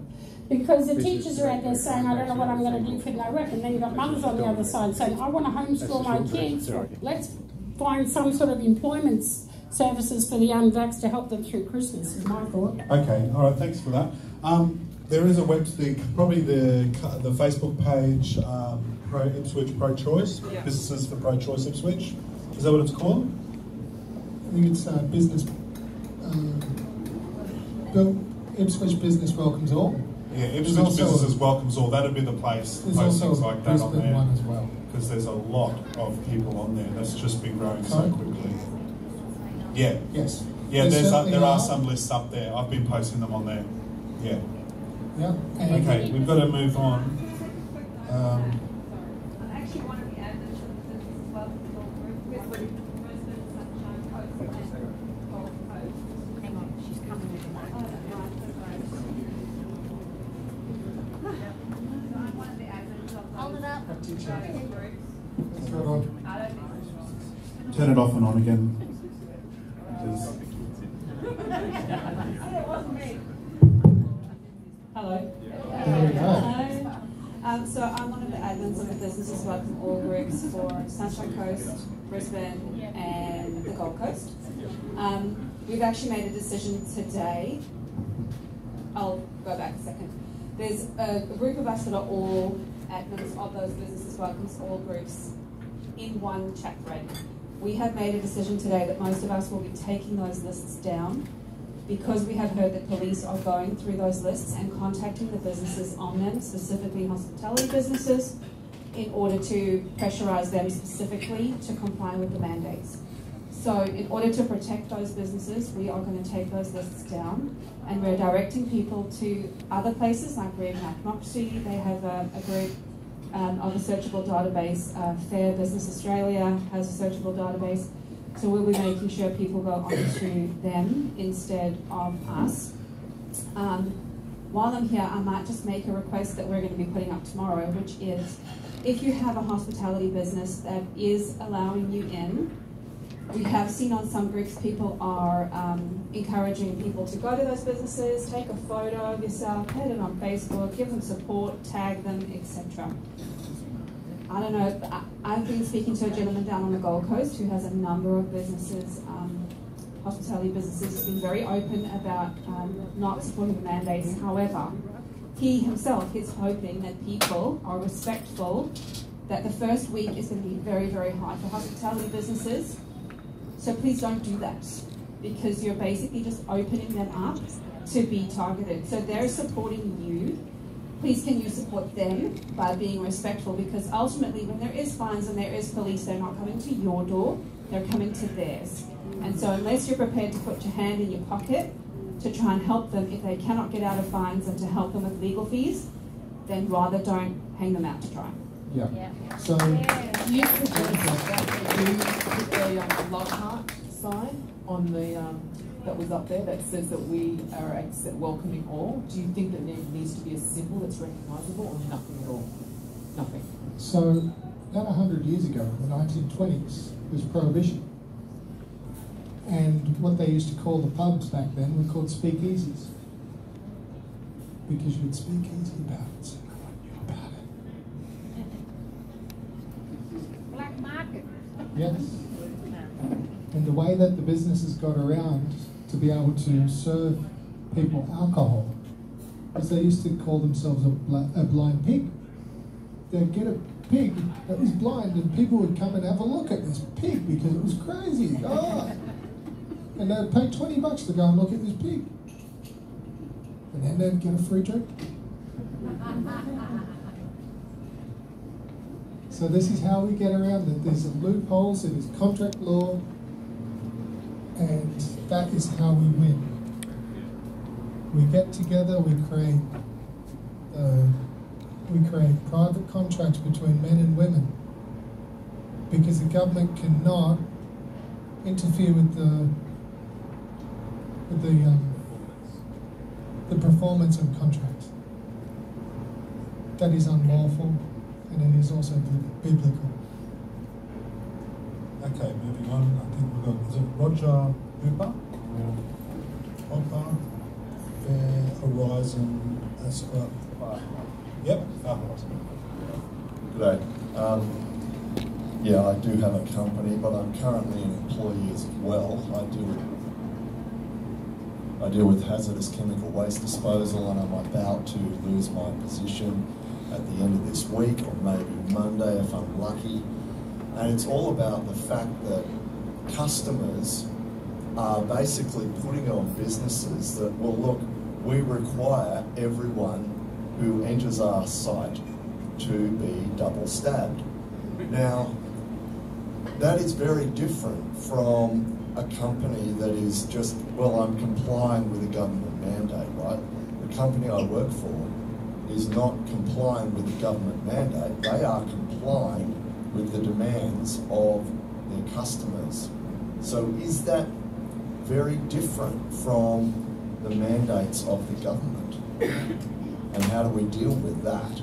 So it's still an offer. So, unfortunately, it is something to be tried and tested, and sometimes we need to notice them that they are doing wrong to us. Well, it's 90% that's went up. Yeah. Because the company I work for. The company I work for deals with Queensland Health in a major way. Yes. I don't myself, which is part of the massive injustice of it, but 90% of the turnover is with Queensland Health. Yeah. And they've been very bloody minded about it. They are, and that's what I said before, is that I was working for a medical furniture company, and that I've got an exemption. I did the honourable thing and got an exemption. Bloody hard to find that doctor. Oh. And he's not accepting any new patients, so he can't ask for that. Okay, let's move forward. Russell Bishop.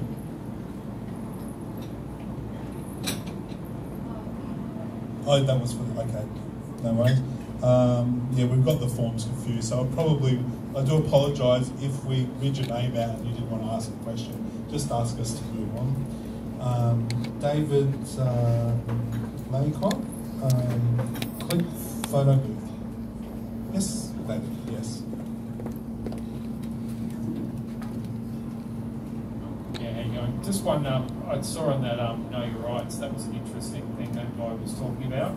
He said, well, that was with the employees, but I'd imagine that would work with customers as well, to actually write a letter and ask exemption for the right to actually ask somebody for their medical status.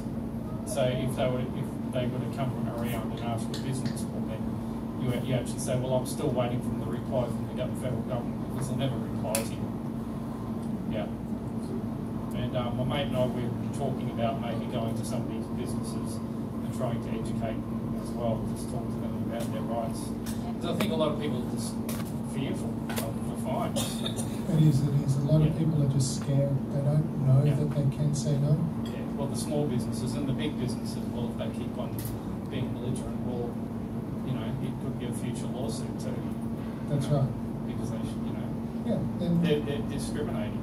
That's right. So definitely, let's talk and get together, and we'll start helping other businesses know that what they can say and they can't say. Well, we're in a society right now that they don't ask a pedophile, they do not ask a pedophile to disclose their status. And so we are lower than pedophiles. If we just take it a step back, they don't and not go that extreme. Yeah. They don't ask anybody their HIV status. Yeah, yeah. Yeah, or any other form of disease. I know, but it's just that's how disgusting. That's how despicable it feels. So. Okay. Yeah. Julie Bishop. That was the same. Okay. David. Oh, we did that. Yeah. Fiona.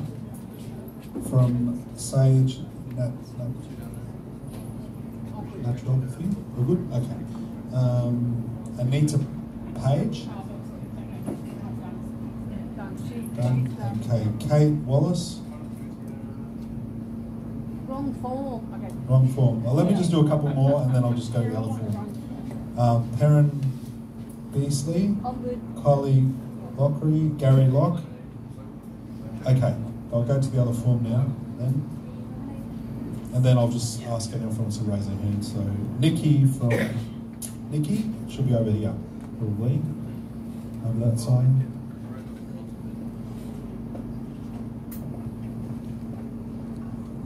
Thank you. This has mostly been partially answered, but in respect to what you said over there, you know, I'd really like to support local pro-choice business, and also, like, how can we safely find out who's pro-choice and who's discriminatory and who will avoid? Is there some way we can do that so that they're not persecuted? So is there some list that is safe for the businesses that we can find? Well, she was saying there are a few places, but look, And I missed that, sorry. Yeah, I missed what the places were. So is there a list of where the places we are to go and find them? Reignite Democracy.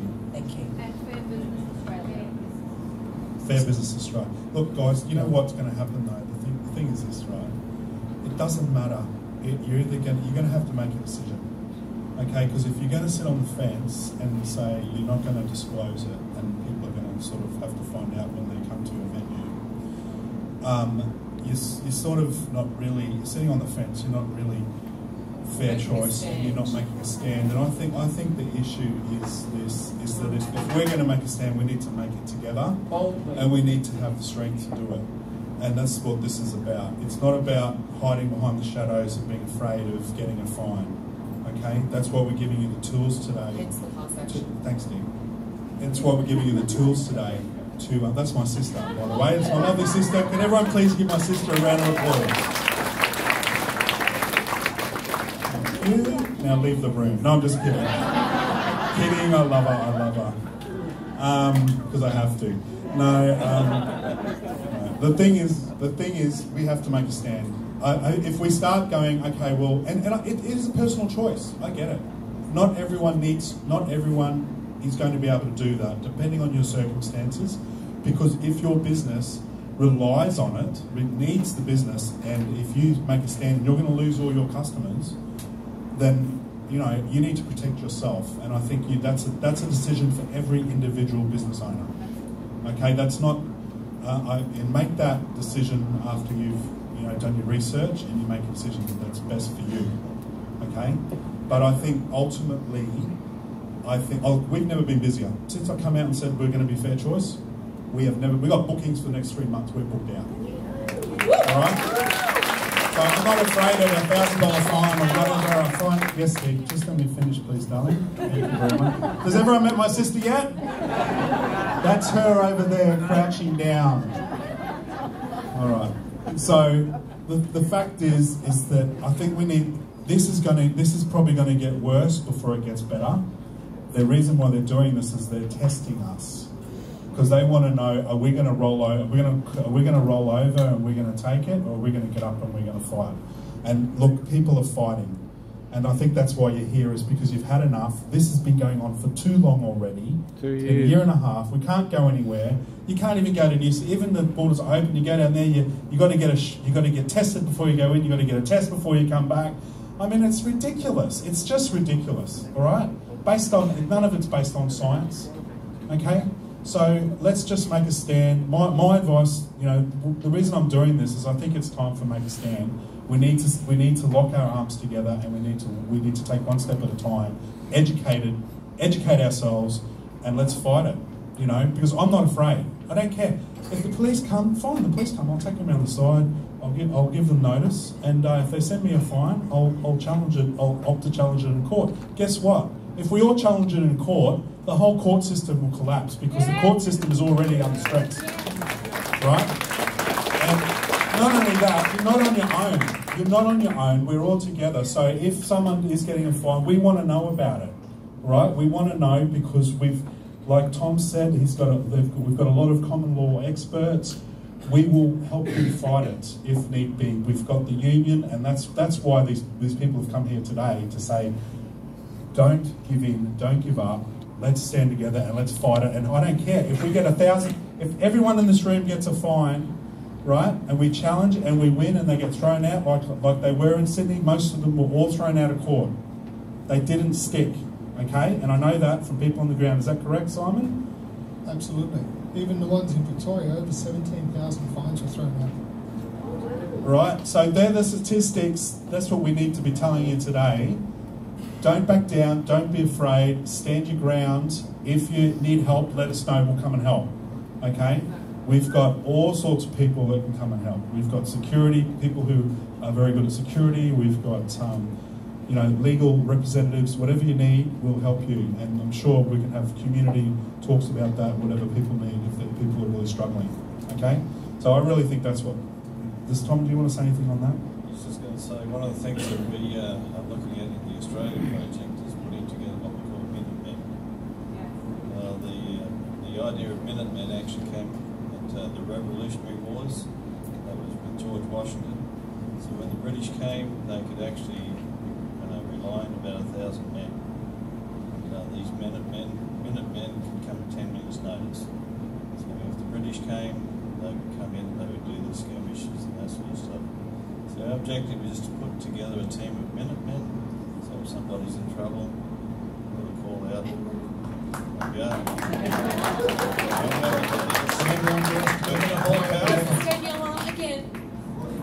Yeah, so I'll just let you know, I'm going to be putting those signs, the love hearts, I'm going to be putting them up the front. I'm going to be putting the trespass signs up, and I'm just going to be following the step procedure, okay? And whatever happens, you know what? It's a step into the void. Whatever happens, happens. I'll deal with it when it happens. But I'm not going to like stress out about it. I'm not going to worry about it because we're busy because of it, you know. And I can tell you, any business that is going to discriminate, that's the end of it. I can tell you right now, it's the end of it. Their time is numbered, right?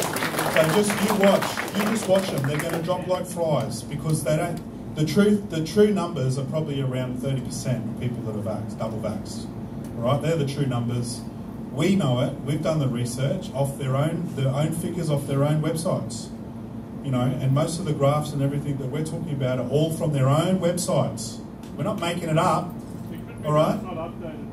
I mean, I agree. I think the numbers are inflated, but 30% might seem a little bit low. But it could just be that, you know, being government and how slack and unaccountable they are.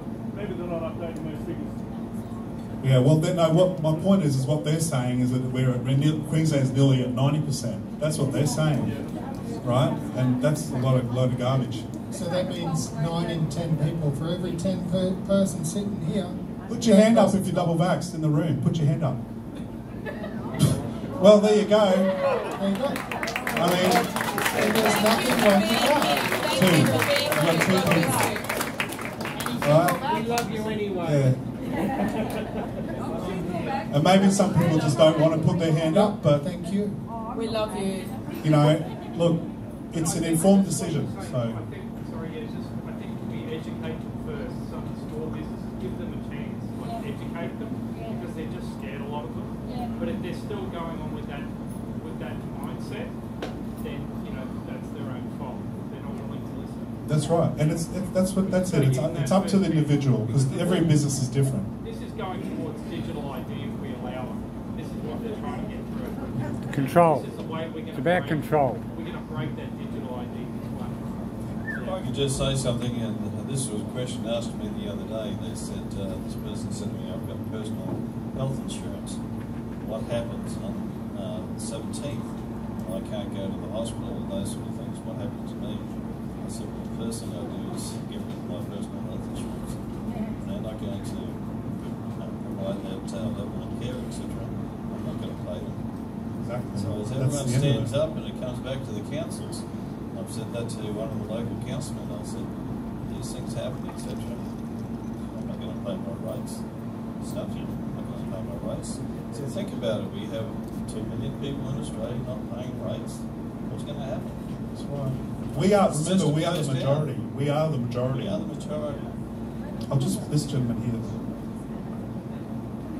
Because I'm a psychologist in private practice, so I've got a bank of around 130 clients, and almost all of them, I actually closed my books about 6 months ago.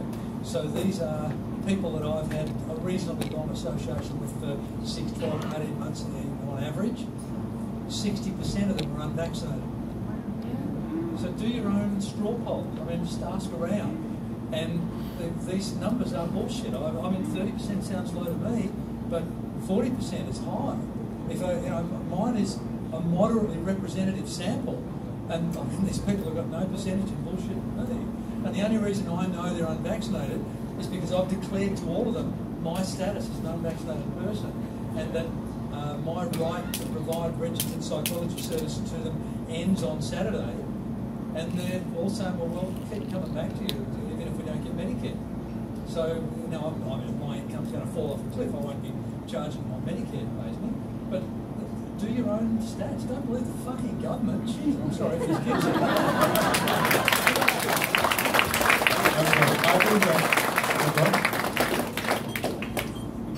I just want to make a quick comment about that figure. Sorry. I can't disclose where I got it from, but somebody came forward to me a few weeks ago, a direct whistleblower from an Australian organisation. Sorry, somebody came forward to me a few weeks ago, a direct whistleblower from the Australian Immunisation Registry, to tell me that those figures are correct. It's about 33%. That's why they're pushing me. I will have a question. Sorry, the question was about how many people are actually registered in Australia. Sorry.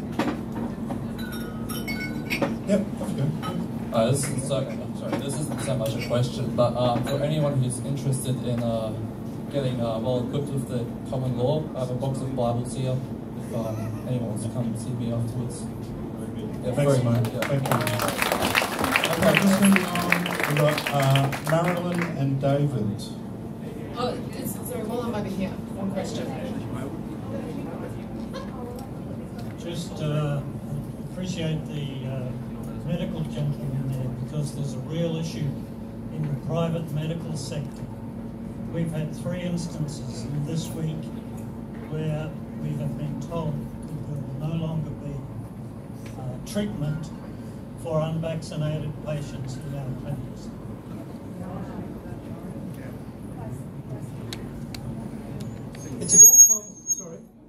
It's about time we started kicking ass back. Every one of these people who's making these unethical, unscientific, unprincipled decisions not to treat somebody based on their vaccination status, they are acting against their code of conduct. Every health professional in Australia is registered with the Australian Health Practitioners Registration Authority. If some son of a bitch doesn't let you in for treatment, complain to APRA, put it in writing, even if you just ring them up. Overwhelm these sons of bitches with complaints, and they're going to have to start pulling their heads in. They deserve to be deregistered for not treating people.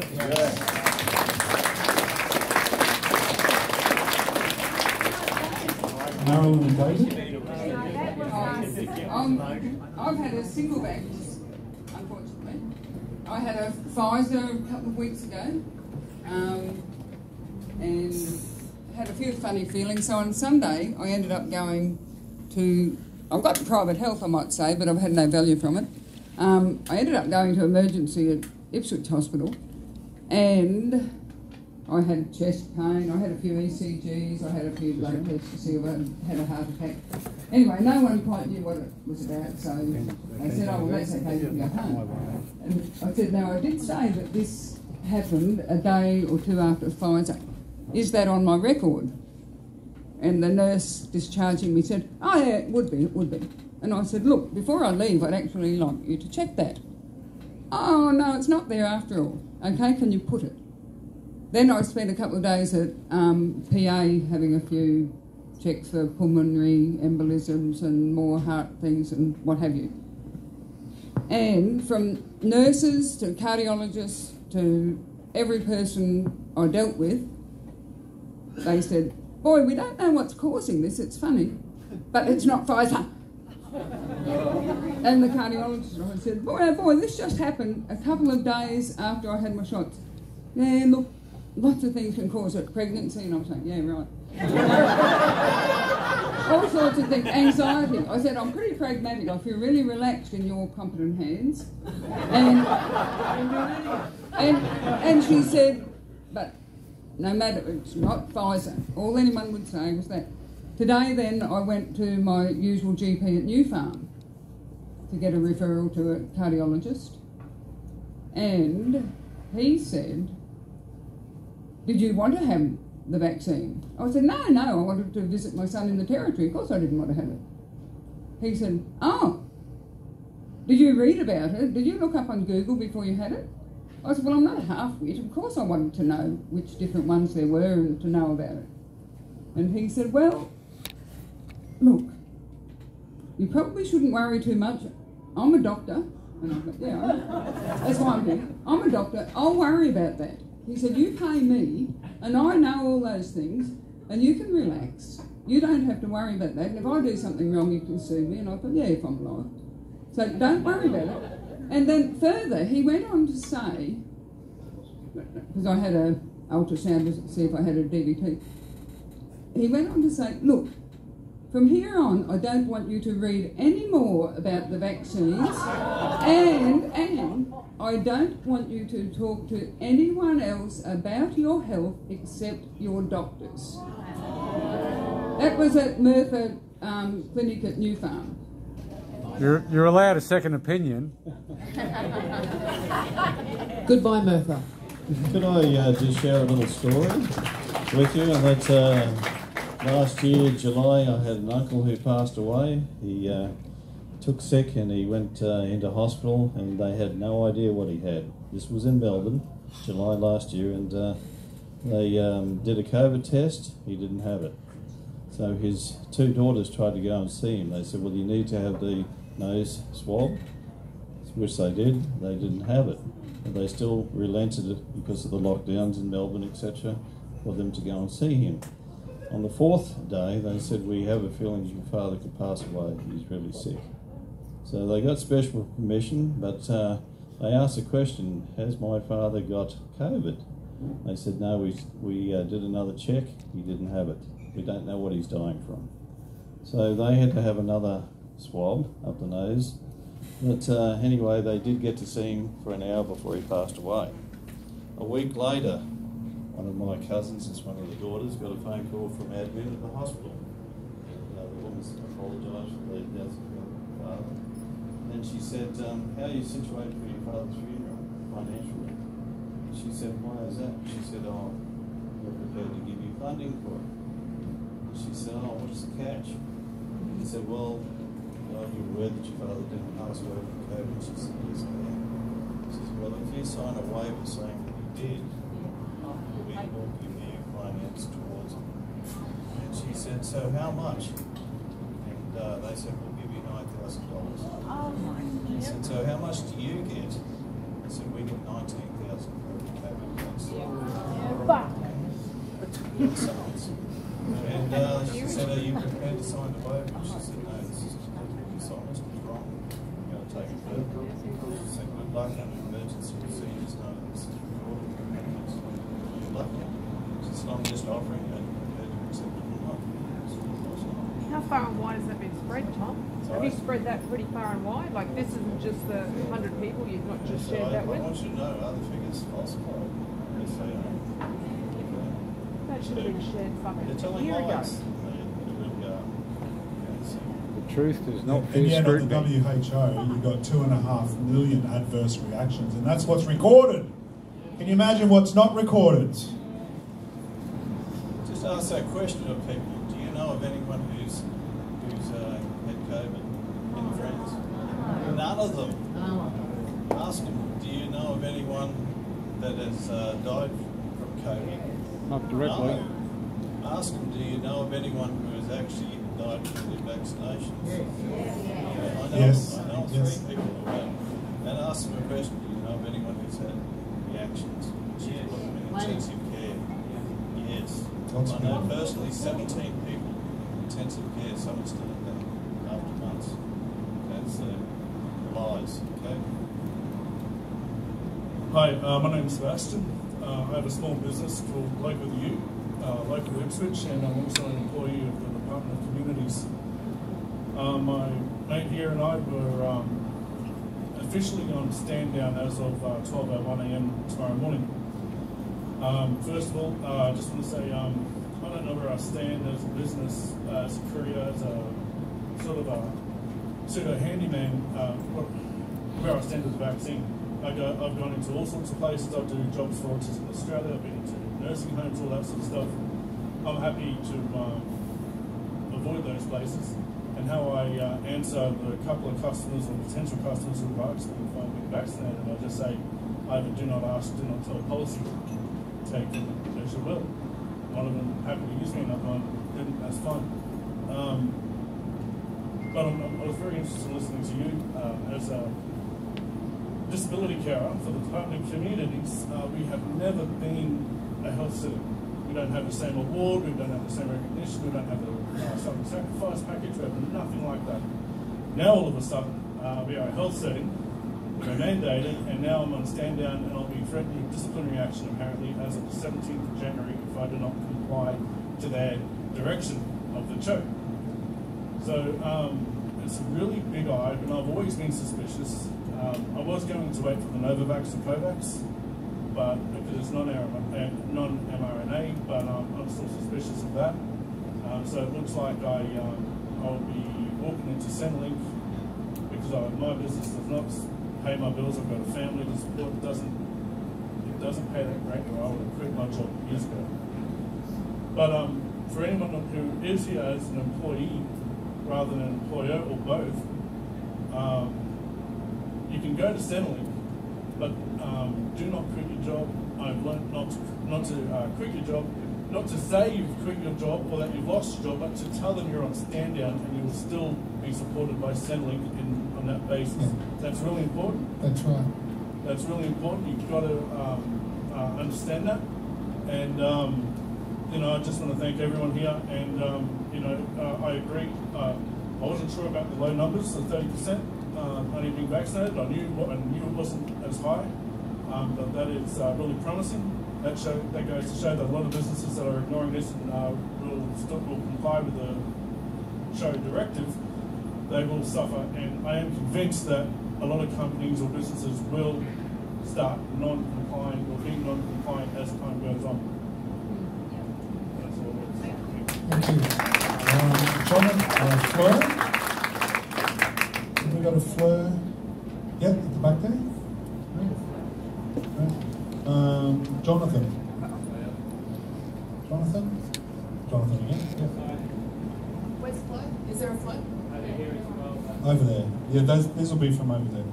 And then we'll just see. Over where? The fellow that's talking saying over there. That's all right. Let's get there.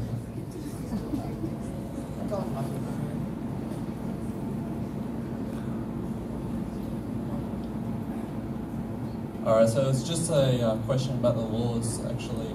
So if, just for a bit of information, like our governments have been passing a lot of laws without our knowledge, and I think it might have been a couple of months ago, they passed a law that the governments are allowed to have full access to, I think it might have been our recording devices, like computers, and whatnot. I can't exactly remember.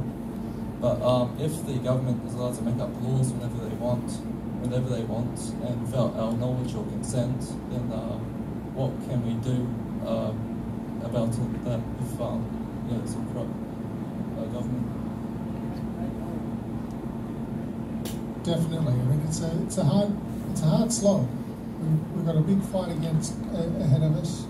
I mean, I lost my job. I've had to reinvent myself into a new business to be able to put food on the table for the family. So we've got to be able to go through the trials and tribulations that are coming. We've got Liberal and Labor, they just stick together. You've got the left wing and the right wing of the same bird. or corruption? My gut tells us get to know your neighbours, get to know them very closely. The government's going to fall, and common law and sovereignty are coming in, and it will take time to form a beautiful, united, a living Australia that we can all, live with. But that will take time. And the government will fall. There will be no law. Okay, there will be no law. Is that right, Tom? I want you to think about the aspect here. We're talking about elections next year. Has anyone heard about Dominion voting? Yes. I want you to know we have it here in Australia and New Zealand also. So if you think that Labor and Liberal and all these others in the next polls will get out, unless we stand up and kick them out, it's not going to happen. Because your vote's not going to count. So if you think that these other minor parties coming up, etc., have their way, just be very careful. Look into them, that's what I'm saying. I'm not saying anything adverse. What I'm saying is some of these people are long-term career politicians. Just be very careful. They've had the opportunity in the past, etc., to make decisions, whether it be the Royal Commission, pedophilia, they stand up. So I'm saying do your maths, do your homework before you actually to the votes. Can I just want to quickly address a couple of things. Firstly, the gentleman at the back said, don't quit your job. Do not quit your job. If the pressure's on you that you need to be vaxxed, let them stand you down. If they don't do that, if they sack you, then you've got grounds for unfair dismissal. If you quit, you have no comeback. No matter what happens, you have no comeback. The second thing is, doctors have been gagged. APRA has put a gag on it, all of us. From the 20th of April last year, we were told we complied with the recommendations of the Chief Health Officer and APRA, our governing body. And if we're not, I'll probably lose my licence from speaking up, but hey, I can't work because I'm losing my right. So, yeah, so, that's the other thing. Just on the note you're saying, I get what you're saying about the common law, and obviously that's the ideal, that's the way we want it. From my perspective, I am actually working very hard to try and find a way to at least legitimise to some degree what we've got coming in. Because while we can work on that, it's probably not going to happen fast enough for us to fight the next election. So we are pulling together teams. We are trying to get people as scrutineers to be on site in those election booths so that they're watching what's happening. We are talking about the Dominion voting machines. We're talking about how scrutineers could do something about those if they're on site. We are setting up our own tally room so that we have got figures coming directly into our tally room, and it will go hopefully onto social media so you'll be able to watch that instead of watching mainstream media telling you what's happening with the votes. So we are working really hard, and I know the minor parties aren't perfect, but at the moment they're the only ones standing up for our freedom. So we need to get behind them the best we can. We'll have to deal with the fallout of the stuff we don't agree with later, but right now we need to exactly save our country, and we need to stop what's going on.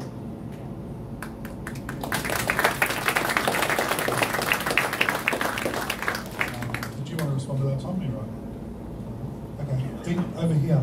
There's two hands up. Just one thing too, that this is coming straight from WorkCover.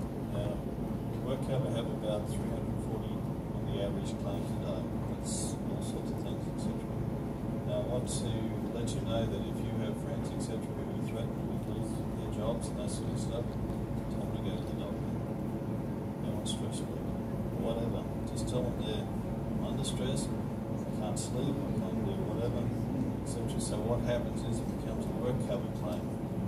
You think about it, 1 million WorkCover claims going in on one day, WorkCover goes down. Yeah. Because what happens is, WorkCover claims, if there's so many of them, and the system's going down, it needs to get administered. Administered comes down. So the more WorkCover claims that are processed, what I'm saying, I'll go down. I'll get that from the authority.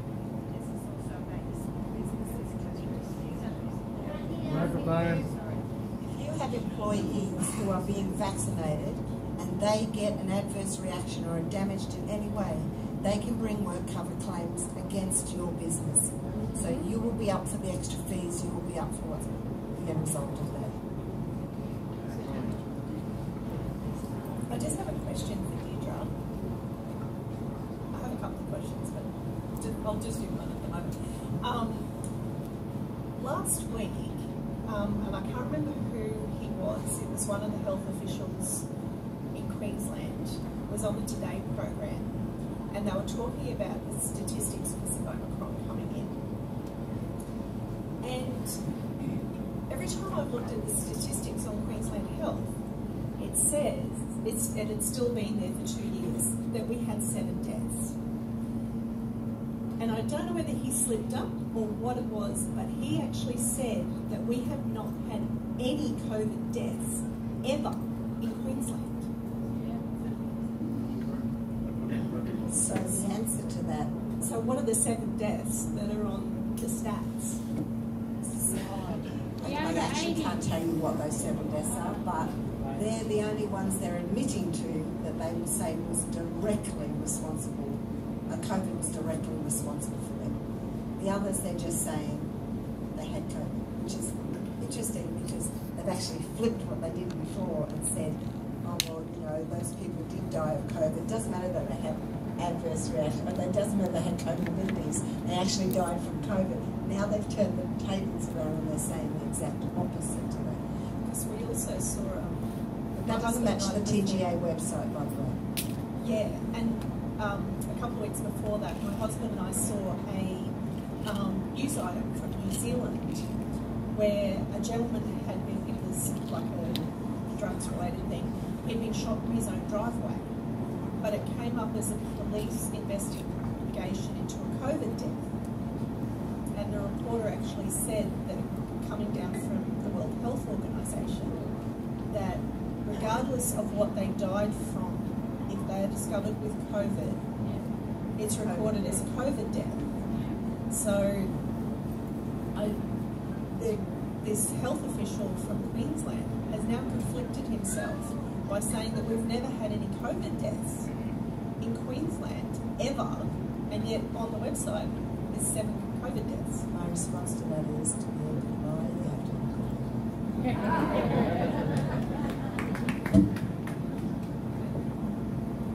More questions? Yeah, every single government website has a disclaimer on it, so that's why things are going to be fudged all the time.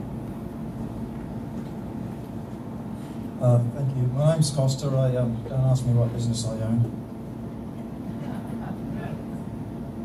Yes. We love you. It's actually, no, I won't say. There's a few things and a few questions I'd like to say, but a few statements as well. So I'm actually in the Fortitude Valley, so I get to see a lot of colourful people down there. But I also have a lot of other interests as well. I do a lot in medical as well. So even though I own adult stores, I have a lot to do with the medical side of things.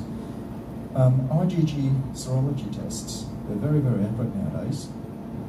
I can't see why we can't use that as a certificate to say, hey, we've got antibodies, we don't need the jab. That's one thing. Now, the other thing that you're talking about before, saying we need a system to run the country better. About 4 years ago, I started a citizens-initiated referendum site where you logged on via your phone with your voice and you voted on certain issues. And at the end of the week, every member of parliament, local, state and federal, got the results. It didn't last very long. But now that blockchain is available, I suggest we can probably do something like that. They'll get us out of a lot of shit and get past the minion. Coming with the jabs, there's a lot of mates of mine who are doctors have said, a lot of them are actually prepping because they know their days are numbered. So have faith there will be bona fide Western trained GPs with entire practices, should I say, and supplies. The other thing that I did do was I worked on a prophylactic dose for the jab, and I kind of experimented on my chooks. I know, they were older battery hens that my wife bought, and I didn't really like them because they were past their use-by date. And so I bought a fair bit of graphene oxide at 99.8% purity, and I watched what it did, and then I worked on redoxing it. So I do propose that if people are being forced, there is a way that you can put a prophylactic in your arm that will redox about 90% of the graphene oxide into graphite. And that may be a way out for some people who have no other options. Yeah.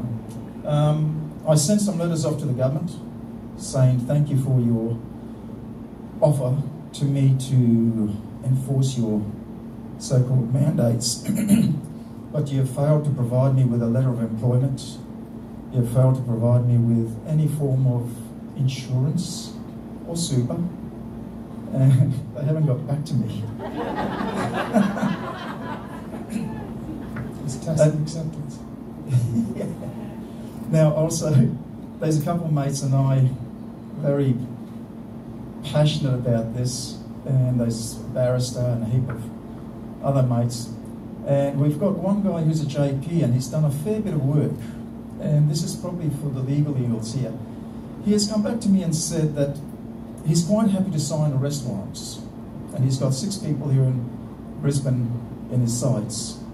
We've got a few serving officers who are happy to serve such, and he believes that if we've got 3 JPs, they can actually form a magistrate's court in an undisclosed location. I don't know if there's any truth to that, but perhaps if there is, I guess, and there's a couple of JPs who are very passionate, it might be another option. As long as these people serve 1 night in remand, I believe they can't hold office. Just a thought.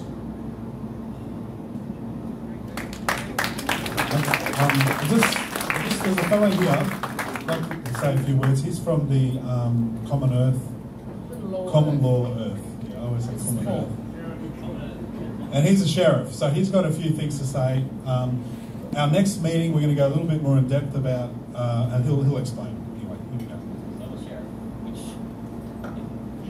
thanks, Mario.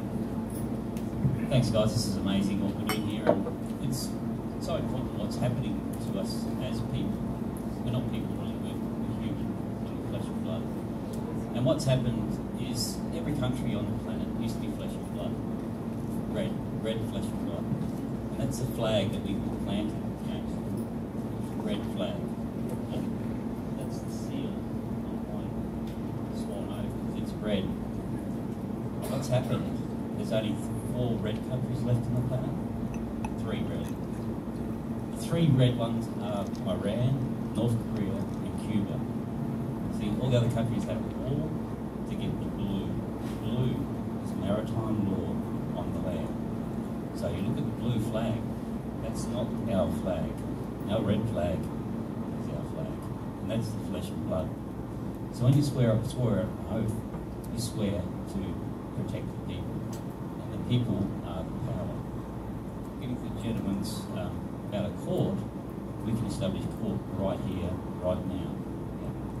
Because I can swear all you guys in, the sheriff here, all deputies, one sheriff can swear deputies in right here, right now. Because what's happened is essentially we live in an amusement park, right? It's blue.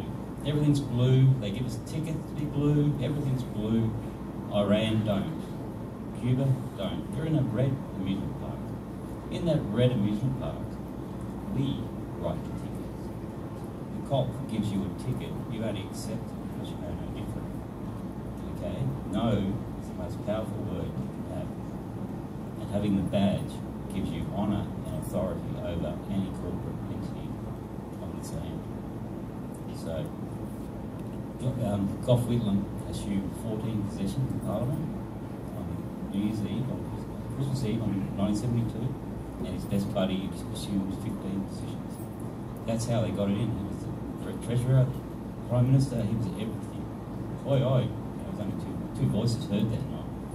So 1973 come around, the United Nations is in our country. Because what they did was they took the Submerged Seas and Land Act, which is just off the coast, and brought that onto the land. So now we're in a blue service. Here, ticket. We don't need a driver's license as a commoner. We're commoners. We travel. We don't drive. A driver is a commercial orientated term. And that's how they work. They work in terminology. So terminals with batteries, really. Don't get too deep. Legalese. It's all done by consent, right? So you go to court, right? They're using language we don't understand. So you're standing there going, that's me. You're not that person on that piece of paper. They use dog Latin in our English. Dog Latin is all capitals. Justinian deception. In English language, we use hyphens. So we're thinking, we're so confused, you see. Cops speak legalese. It's not English. So when they say, do you understand? They're actually saying, do you stand under my authority? And you say, no. And that's how you win back the country, through people. People are the power, see, and knowledge will get you there. But the best thing is, paper will get you there, see. They give you tickets, it's all acceptance, you see. We have money attached to these birth certificates that we don't know. We don't have a clue. Once you go down that rabbit hole, it's pretty scary and amazing too. Like, we don't know, you can actually access all this money that we don't know about just from using your pen. Okay? What he's talking about is your birth weight when you're born is in gold, then put on the stock, traded on the stock market under your identity. And every time you sign a document throughout your life, your birth weight again, another. So there's billions. So what they do is you worth your weight in gold, so this money's there, right? So they give you a registered birth certificate, okay? Anything registered is actually owned by corporations. So you register your vehicle, you crush it. If you go under common law, you establish ground as flesh and blood under the Queen. There's no corporations in your world. Because it's getting what I'm late. offering, though, is we can sign you in tonight, swearing on the oath to become commoners on the land. You can have no trespassing signs on your property. The cops step into it. They're into your contract as a flesh and blood under common law. They're corporations. A flesh and blood entity cannot enter a contract with a corporation. Only a corporation can. So by you... these are great things. We do need to be mindful of time. So what we're going to do... I'm offering people to sign up tonight if I get cut off. Yeah, if anyone wants to stay back and sign up tonight, they can. Just come over to this corner of the room.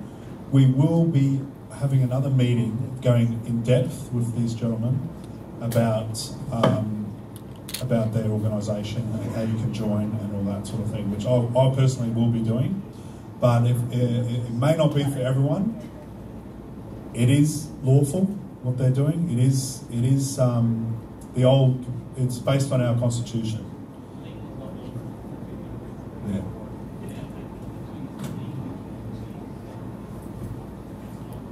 What they're doing is legal because we accept it. It's not law. Okay?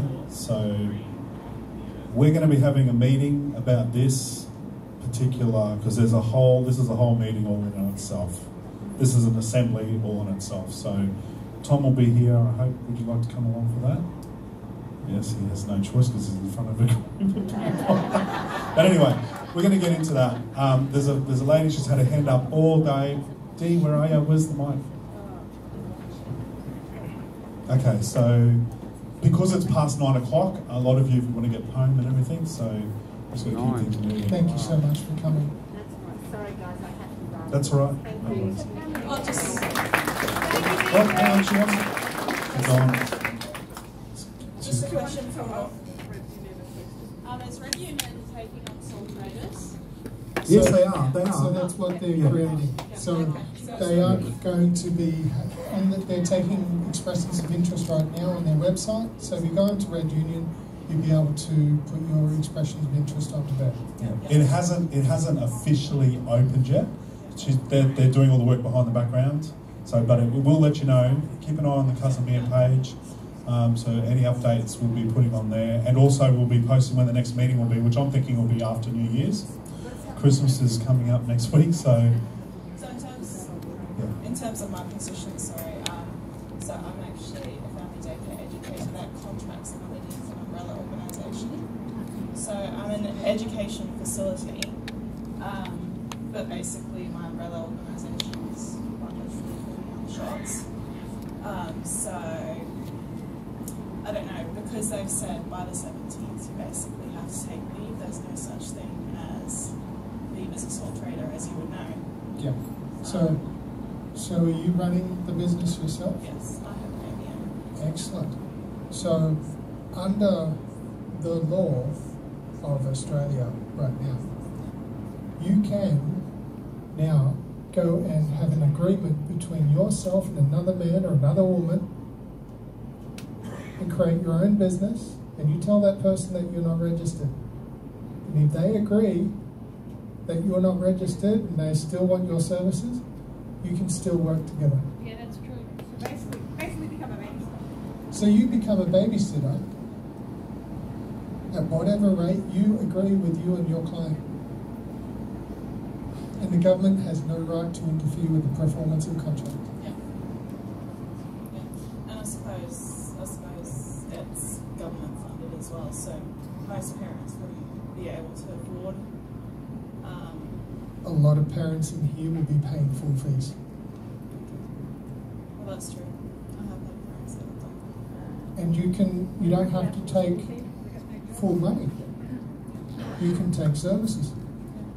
So you can have parents that can come in and they can make lunches and give them half fee. So it's all about creating an agreement between a man and a man and a man and a woman. I'll just give you an example. A fellow contacted me, asked me if I needed any fridge seals. He goes around and does fridge, replaces the seals on cold rooms and things. And he said, because we're a fair choice, he'd just like to come and do them for free. And I said, oh, that's fantastic. And he showed up, and I actually knew him. He'd done work for me before in my old restaurant. And he went and did that, and I gave him $100 gift voucher to Cousin Mia. So it was a trade, right? Trade of services. Yeah. So it's time to get creative. More than one way to skin the cat. There's a lady just down here. Maria, my question's on the sheet. My name's Michelle. Yeah. I just wanted to say. Hi, I'm Michelle. I just wanted to say thank you very much to everybody tonight. It's valuable information. But my question is to Tom. I personally know a guy up in Toowoomba, and he's been one of the guys that has been building the World Camp, concentration camp out there. And they have been working. They've been working 7 days a week for months. So my question is, do you have any idea of when these concentration camps will be put into action? Got to appreciate. I know the one in Northern Territory and Howard Springs is in use. What about the ones down here in Brisbane, Toowoomba, whatever? We do have ones here. There's one down near the Robina train station. You can go and have a look at that. It's well disguised. It's only a small one, but it's a good one. And then you've got the one down at Pinkenbar. The one at World Camp, etc. It's interesting, the Wagner family with the airport right next door.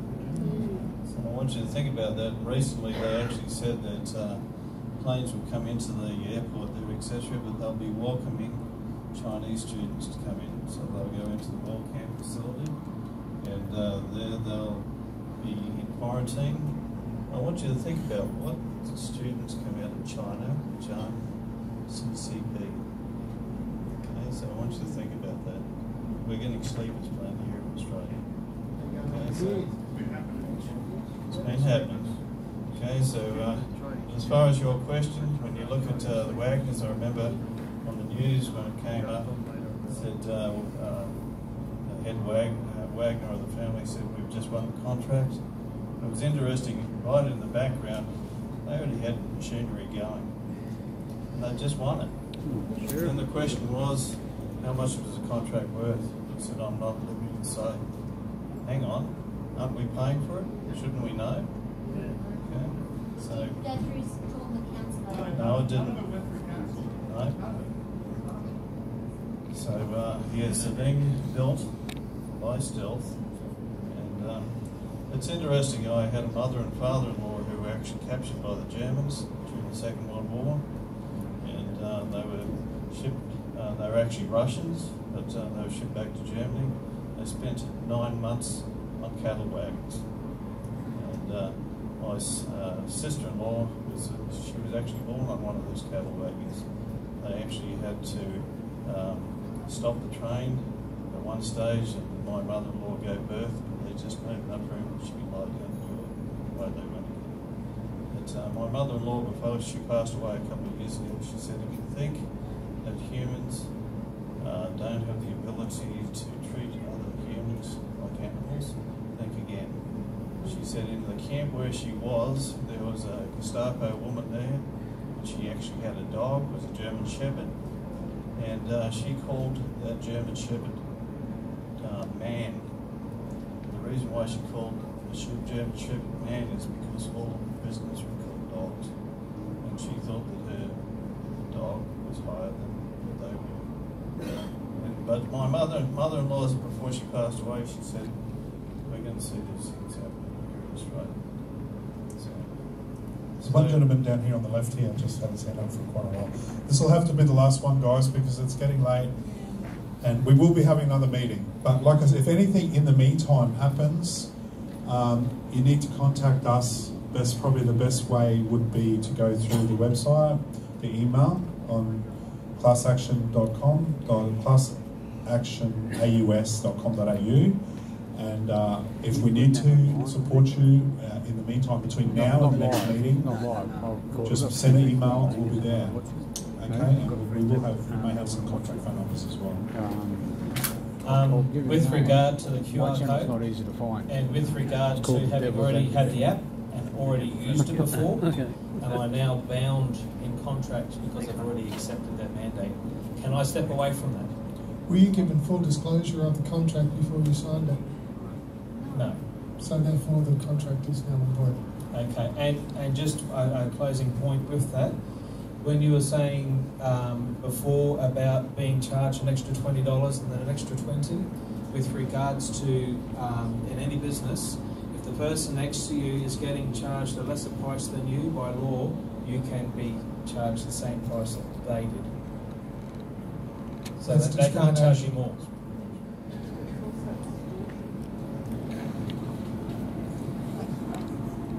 Yeah, so that's discrimination.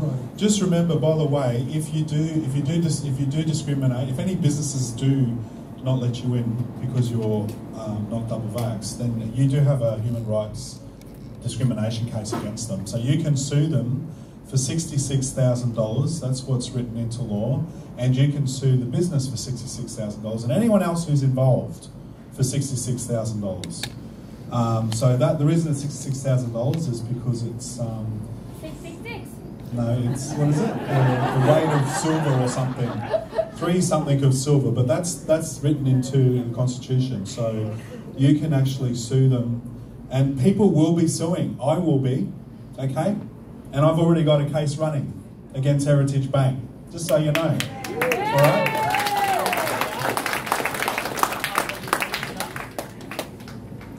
That's it. Thanks, guys. Thank you, everybody. Watch Casimir website for the next meeting, and thanks to Tom and thanks to Simon for coming here.